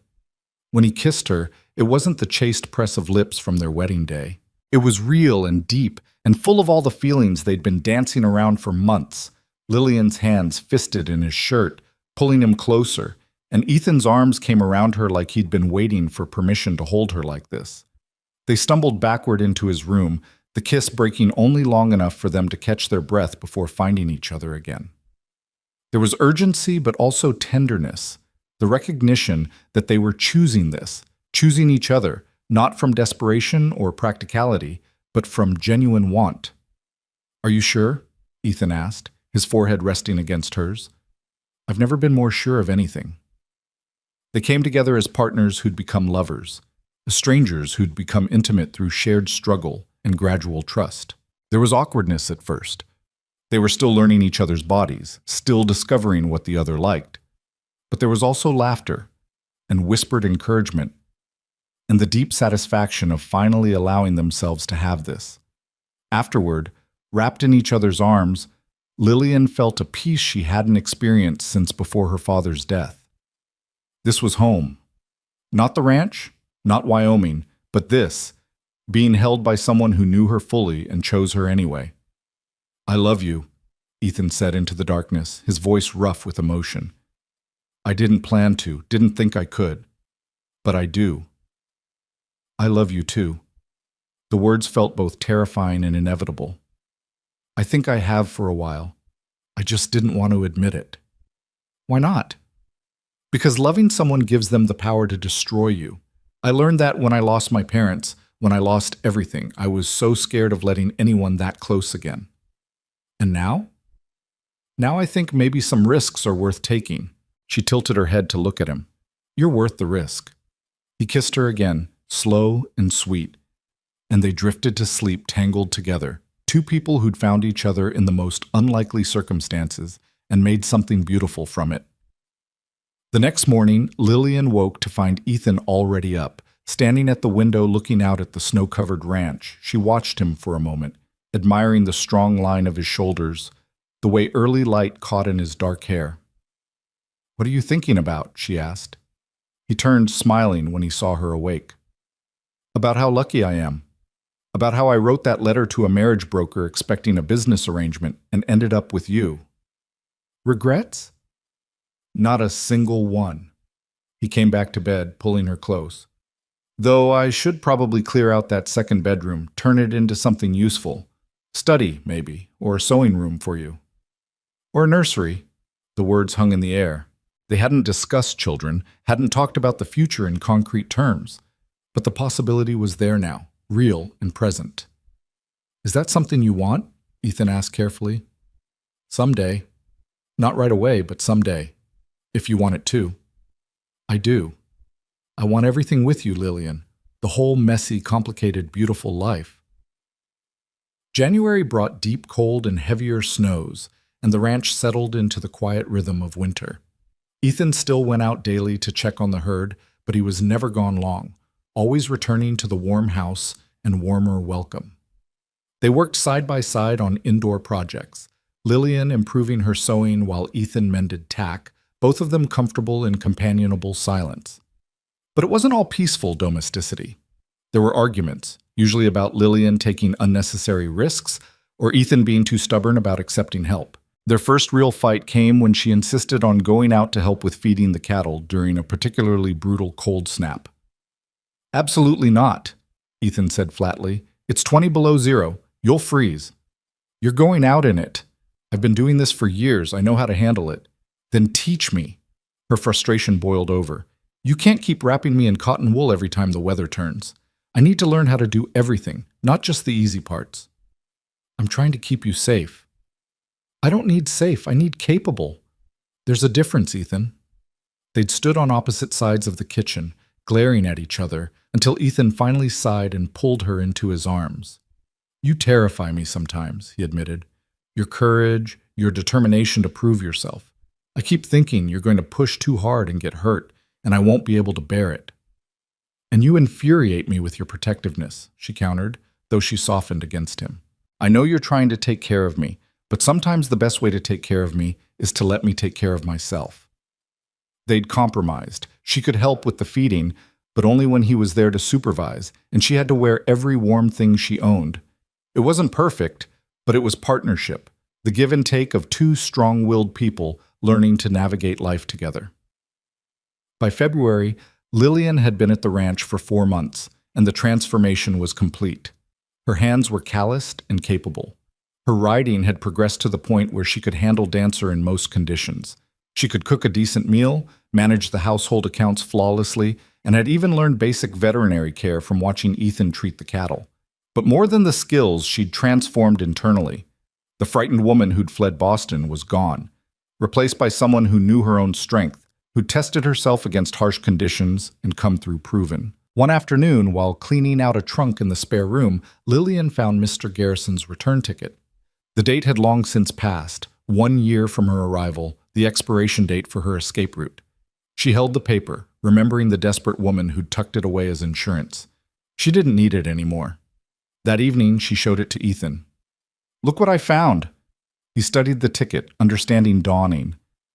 Were you planning to use it? I kept it just in case. A way out if things didn't work. But they did work. We worked. She took the ticket back and, before she could overthink it, tossed it into the stove fire.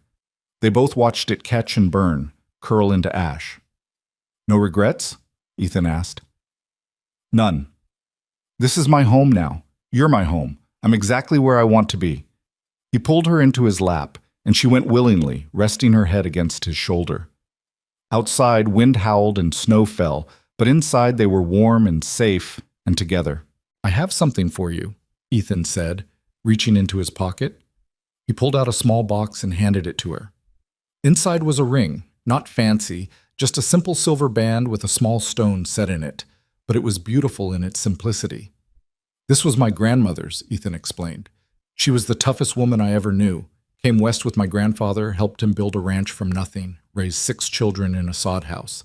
She was strong and fearless and kind, and when I think about the kind of woman who could wear this ring, I think about you. Lillian's eyes stung with tears. The gold band from their wedding was fine, but this was chosen, meaningful, a symbol of what they'd built rather than what they'd agreed to. Will you wear it? He asked. Not as the woman I married out of necessity, but as the woman I choose every single day. Yes. The word came out choked with emotion. Yes, absolutely yes.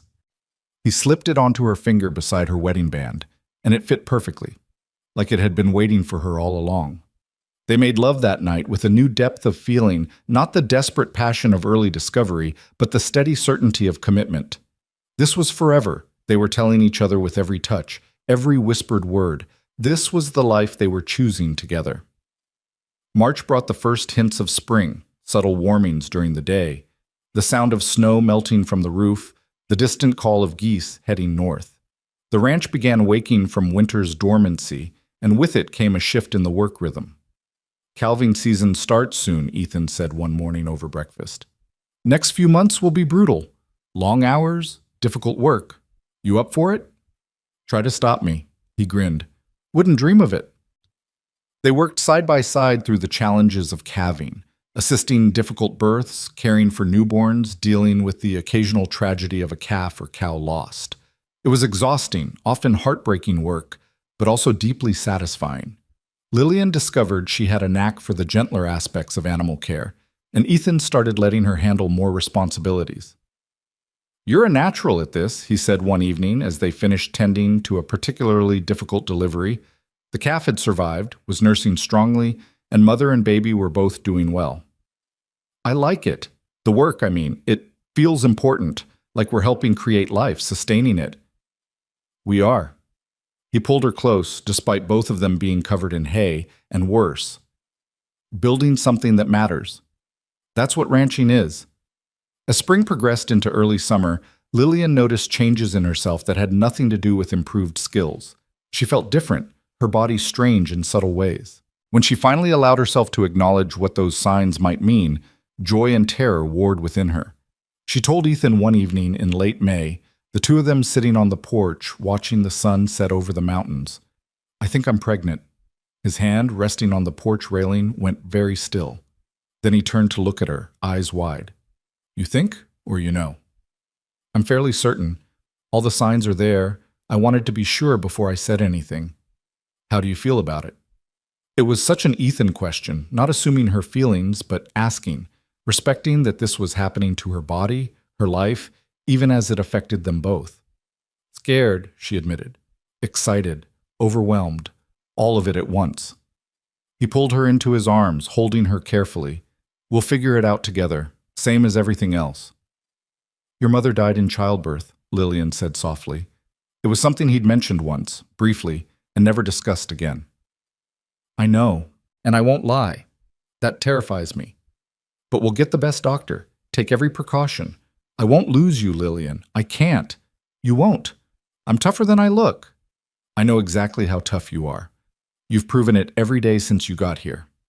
They sat together as darkness fell, both contemplating the magnitude of this new development. A child. They were going to have a child. The arrangement that had started as pure practicality had become a marriage, and now it was becoming a family. "We should probably tell people," Lillian said eventually. "Mary will be insufferable if she finds out we knew for weeks and didn't say anything." Ethan laughed. "She'll be insufferable regardless. Might as well give her something to actually be insufferable about." The news spread through the valley with the speed of summer wildfire, and suddenly Lillian found herself the center of attention in a way she never had been before. Women offered advice, shared their own stories, brought by remedies for morning sickness. Men congratulated Ethan with knowing smiles and warnings about sleepless nights ahead. Through it all, Ethan was steady and present, adjusting the work so Lillian wasn't overexerted, making sure she rested, worrying in quiet ways that she found both annoying and endearing. "I'm pregnant, not made of glass," she told him, after he'd tried to prevent her from lifting a basket of laundry. "I know, I just want to take care of me. I understand. But you can take care of me by letting me do what I'm capable of doing. Trust me to know my limits." It was the same conversation they'd had a dozen times in different forms, the ongoing negotiation of two independent people learning to be a unit. But they were getting better at it, finding the balance between care and autonomy, protection and trust. By early July, Lillian's pregnancy was obvious, and with it came a profound shift in how she thought about her life. The ranch wasn't just where she lived anymore. It was her child's heritage. The work they did mattered not just for survival, but for building something to pass on. The life she and Ethan had created together was becoming something larger than either of them. One evening, watching Ethan repair a fence while she sat in the shade of the porch, Lillian thought about the woman she'd been 7 months ago. Desperate, frightened, willing to marry a stranger just to survive. She'd expected nothing from this arrangement except basic security. Instead, she'd found love, purpose, a future worth fighting for. Ethan looked up, catching her watching him, and smiled, that unguarded smile that still made her heart skip. He set down his tools and crossed to her, settling beside her on the porch steps. "What are you thinking about?" he asked. "How far we've come. How much has changed. Any regrets?" She'd lost count of how many times he'd asked that question, and her answer had evolved from uncertain honesty to absolute conviction. "Not a single one," she said, taking his hand and placing it on her growing belly. "This, us, the baby, this life, it's everything I didn't know I needed." "I love you," he said simply. "I love you too." And in that moment, sitting on the porch of a Wyoming ranch with the man she'd married as a stranger and loved as a partner, Lillian felt a completeness she'd never experienced before. This was home. This was family. This was the life she'd chosen, and it had chosen her back. The baby arrived on a cold February morning, almost exactly 1 year after Lillian had first set foot on Wyoming soil. Labor started just before dawn, waking Lillian with a pain that stole her breath. Ethan had been sleeping beside her, and when she gripped his arm hard enough to leave marks, he was instantly awake, years of light sleeping from ranch emergencies serving him well. "It's time?" His voice was steady, but she could see the fear in his eyes. "It's time." The next hours blurred together in a haze of pain and effort. Mary arrived within the hour, having somehow sensed she'd be needed. The doctor from Rawlins had been staying at the Patterson Ranch for the past week, waiting for this moment, and Pete rode out to fetch him through the pre-dawn darkness. Ethan refused to leave Lillian's side despite Mary's insistence that this was women's work. He held Lillian's hand through every contraction, murmured encouragement when she was certain she couldn't continue, and when she screamed at him that this was all his fault, he simply agreed and told her she was the strongest person he'd ever known. "I can't do this," Lillian gasped during a moment of respite, exhausted beyond anything she'd ever experienced. "Yes, you can. You rode out in a blizzard to save me. You climbed down a ravine. You learned to run a ranch when you'd never left a city before. You can do anything. Those things were easier than this. I know, but you're going to do it anyway, because that's who you are." When the doctor finally arrived, he examined Lillian quickly and nodded with satisfaction. "Everything looks good. Baby's positioned well. You're doing fine, Mrs. Hale. Just keep doing what you're doing." "What if something goes wrong?" Ethan asked, and Lillian heard the raw terror beneath his controlled tone. He was thinking of his mother, of Sarah, of all the ways this could end in tragedy. "Then I'll handle it. That's what I'm here for. But I've delivered hundreds of babies, Mr. Hale, and I can tell you that your wife is strong and healthy. Trust her. Trust the process." The baby was born as morning light broke over the mountains, entering the world with a furious cry that was the most beautiful sound Lillian had ever heard. The doctor placed the tiny, red-faced bundle on her chest, and Lillian looked down at her daughter because it was a girl, perfect and whole and real, and felt something in her chest crack open. "She's here," Lillian whispered, tears streaming down her face. "Ethan, look at her. She's really here." Ethan was crying too, unashamed tears running down his face as he touched his daughter's tiny hand with one finger. "She's perfect. You're perfect. I can't believe—" His voice broke. "Thank you for this, for her, for staying. Where else would I go?" Lillian smiled through her exhaustion. "This is home." They named her Sarah Margaret, Sarah for Ethan's first wife, Margaret for Lillian's mother. It felt right to honor the women who'd come before, to acknowledge that their daughter was built on a foundation of love and loss and survival. The first weeks with a newborn were harder than anything Lillian had experienced on the ranch. The sleepless nights, the constant demands, the worry that accompanied every cry and every moment of silence. But there was also profound joy in the weight of Sarah in her arms, in watching Ethan discover fatherhood, in the slow realization that they'd created an entire human being together. "I have no idea what I'm doing," Ethan confessed one night, holding Sarah awkwardly while Lillian tried to rest. "She's so small. What if I break her?" "You won't break her. You're doing fine." "She keeps making these noises. Is that normal?" "Babies make noises, Ethan. It's what they do." "Are you sure? Maybe we should get the doctor back." Lillian laughed, the sound tired but genuine. "We're not calling the doctor every time she grunts. Come here. Let me show you how to support her head better." They learned together, making mistakes and celebrating small victories. The first time Sarah smiled at them, probably gas, Mary assured them, but they chose to believe otherwise. The first time she slept for 4 hours straight, the gradual settling into a rhythm that, while exhausting, felt manageable. The ranch work continued around the new baby.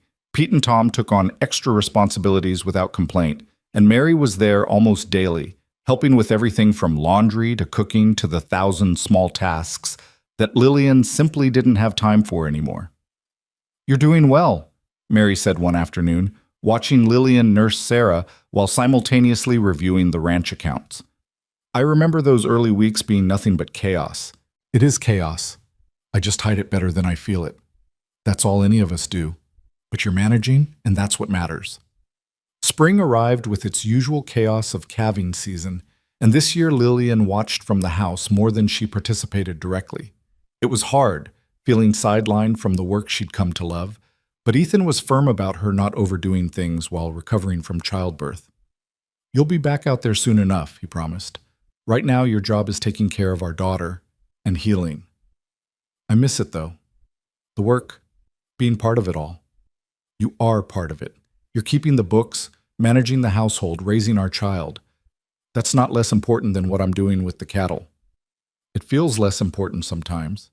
Ethan sat beside her, careful not to jostle Sarah, who was sleeping in her arms. "Listen to me.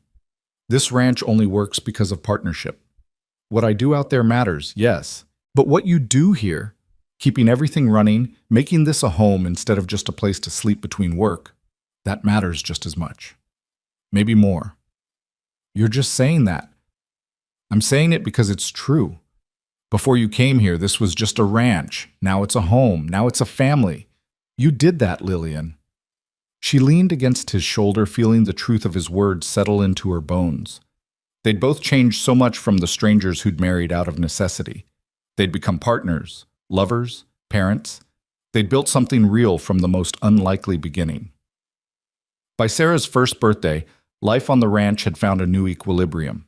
Lillian was back to full participation in ranch work, with Sarah often strapped to her back in a carrier Mary had helped her fashion. The baby seemed to love being outside, gurgling happily at the cattle and reaching for chickens with pudgy hands. "She's going to be a rancher," Ethan said with satisfaction, watching Sarah's delight at being in the barn. "She's going to be whatever she wants to be," Lillian corrected. "Rancher, scholar, adventurer, we'll support her in whatever she chooses." "Even if she wants to move to Boston?" Lillian considered this, the city that had once been her entire world and now felt impossibly distant. "Even then, though I can't imagine why she'd want to." "You don't miss it, ever?" "Sometimes I miss certain comforts, hot baths whenever I want them, having help with the heavy work, not worrying about whether the cattle will survive the winter." She shifted Sarah in her arms. "But miss the life I had there?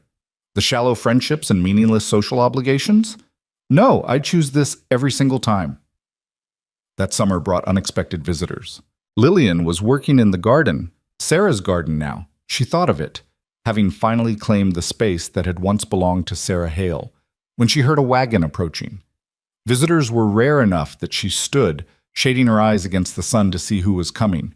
The wagon was nicer than most ranch vehicles, and when it stopped in front of the house, Lillian's heart nearly stopped.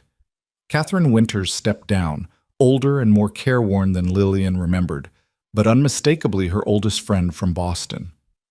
"Lily?" Catherine's voice was uncertain. "Is it really you?" "Catherine." Lillian was moving before she could think, crossing the yard to embrace her friend. "What are you doing here? How did you find me?" "Your letters, the return address on them. I've been wanting to come for over a year, but it took this long to convince my husband to make the journey west." Catherine pulled back, studying Lillian with wide eyes. "Look at you. You're so different." Lillian laughed, suddenly aware of how she must look. Work dress dusty from the garden, hair coming loose from its braid, hands calloused and strong. Nothing like the refined Boston lady Catherine had known. "Different good or different bad?" "Different alive. You were so sad in Boston those last months, like you'd already given up. But now," Catherine's eyes welled with tears, "you're radiant. Wyoming agrees with you." "It's not Wyoming that agrees with me. It's the life I've built here." Ethan emerged from the barn, clearly alerted by the unfamiliar wagon, and stopped short when he saw Lillian embracing another woman. She beckoned him over, suddenly nervous about these two parts of her life colliding. "Catherine, this is my husband, Ethan Hale." "Ethan, this is Catherine Winters, my dearest friend from Boston." "Ma'am." Ethan removed his hat, ever polite despite his obvious uncertainty about this surprise visit. Mr. Hale, I've heard so much about you in Lily's letters. She writes about the ranch, about your work together, about your daughter. Sarah's napping inside, Lillian said. Come in, please. You must be exhausted from the journey. How long can you stay? 3 days, if you'll have us. My husband is conducting some business in Rawlins. He's in cattle futures. Thought he might as well combine a personal visit with professional opportunities. Over the next 3 days, Lillian showed Catherine her life. The house that had become home, the ranch she'd learned to run, the cattle, the horses, the chickens that no longer terrified her. She introduced Catherine to Mary and Pete and Tom, to the community that had welcomed her despite her outsider status. But most importantly, she showed Catherine her family. Ethan, who was initially wary of this reminder of Lillian's past, gradually warmed to Catherine's genuine interest in their life. Sarah, who charmed everyone with her ready smile and fearless exploration. One evening, after dinner, Catherine and Lillian sat on the porch, while Ethan put Sarah to bed inside. I owe you an apology, Catherine said quietly, for how I behaved when you were leaving Boston. I was so focused on the romance I thought you deserved that I couldn't see the strength it took to choose survival instead. You were trying to protect me. I was being naive. I thought love was the most important thing, that marrying without it was a tragedy. But watching you and Mr. Hale together, seeing how you work as a team, how you support each other, that's love too. Maybe a deeper love than the passionate romance I was imagining. It wasn't love at first, Lillian admitted. It was respect, then friendship, then partnership. The love came later, built on all those other things. But it's real, Catherine. More real than anything I've ever felt. I can see that. The way he looks at you when you're not watching, like you're the most precious thing in his world. The way you anticipate each other's needs without speaking. That's not just love. That's a life built together. It is. And I'm happy, truly happy, in a way I never was in Boston. Catherine reached over and squeezed her hand. Then I'm happy for you. Even if it means I lost my best friend to the wilds of Wyoming. You didn't lose me. I'm still here, just in a different form, and you're always welcome to visit. 3 days every few years isn't much of a friendship. Then we'll write more, better letters, longer ones. I'll tell you everything about ranch life, and you can tell me about Boston. Different worlds, but we can still be part of each other's lives. When Catherine left, with promises to write and visit again, Lillian felt a sense of completion. Her old life and new life had met, acknowledged each other, and found a way to coexist. She was no longer running from who she'd been. She'd integrated it into who she'd become. The years passed in the way of ranch life. Some easy, some brutal, all filled with work and love, and the slow building of something lasting. Sarah was joined by a brother, James, when she was 3, and then a sister, Emma, 2 years after that. The house that had felt too big for 2 strangers became comfortably full of family. Ethan expanded the ranch steadily, buying adjacent land when it became available, increasing the herd, hiring more hands as needed. Lillian managed the books with a skill that impressed neighboring ranchers, and more than once Ethan credited their success to her careful financial planning. I'm just doing what makes sense, she demurred when he praised her. You're doing what's kept us profitable through droughts and harsh winters and fluctuating cattle prices. You're doing what's let us build something we can pass on to our children. The children grew wild and strong, learning to ride almost before they could walk, helping with ranch work as soon as they were able. Sarah had her father's quiet strength and her mother's determination. James was all laughter and energy, fearless in ways that made Lillian's heart stop. Emma was still too young to show her personality fully, but she had a stubborn streak that promised interesting years ahead. One evening, when Sarah was 8 and asking endless questions about how her parents had met, Lillian told her the truth. I married your father before I knew him. We made an arrangement because we both needed something. He needed a partner to help run the ranch, and I needed a place to go when I lost everything. That's not very romantic, Sarah said critically. No, it wasn't. Not at first. But sometimes the best things start practically and become romantic later. Do you love Papa now? More than anything, except you 3, of course. Did you always love him? Lillian thought about the stranger who'd met her at the train station, the careful distance they'd maintained, the slow building of trust and affection. No, I learned to love him. I chose to love him, and that choice made it stronger than if it had just happened all at once. I'm going to marry someone I love right away, Sarah declared, like in the fairy tales. That's wonderful, sweetheart. But remember, fairy tales end at the wedding. Real life is what comes after, and that's where the real love is built. 10 years after Lillian had arrived in Wyoming, the ranch was thriving and the family was strong. Ethan had long since stopped looking haunted by memories of loss. Lillian had transformed from a frightened refugee into a confident ranch woman who commanded respect in the valley. They still worked side by side every day, still finished each other's sentences, still had their share of arguments about the best way to handle various ranch challenges. But underlying everything was the deep foundation of trust and love they'd built together. One spring evening, sorting through papers in the desk, Lillian found something wedged in the back of a drawer, an envelope she'd forgotten about. Inside were Ethan's original letters, the ones he'd sent before she came west.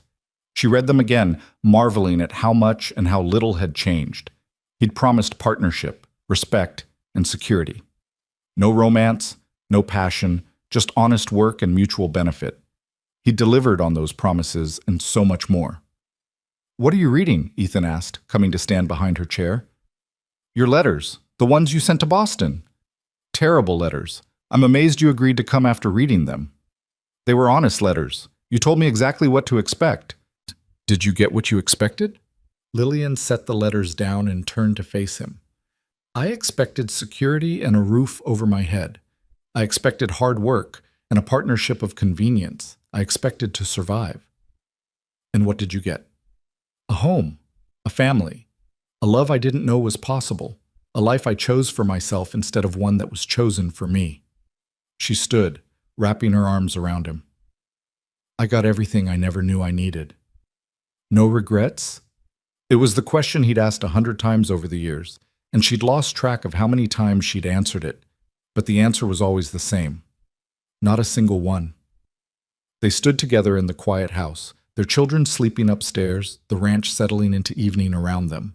Outside, the Wyoming wind whispered through the valley, carrying the scent of grass and cattle and the promise of another day's work ahead. Lillian thought about the train ticket she'd burned years ago, the escape route she'd kept just in case. She thought about the desperate woman who'd boarded a train west with nothing but fear and determination. That woman had been so focused on survival that she couldn't see past tomorrow. This woman, the one she'd become, she could see years ahead. Could envision Sarah taking over the ranch someday, James finding his own path, Emma growing into whatever person she was meant to be.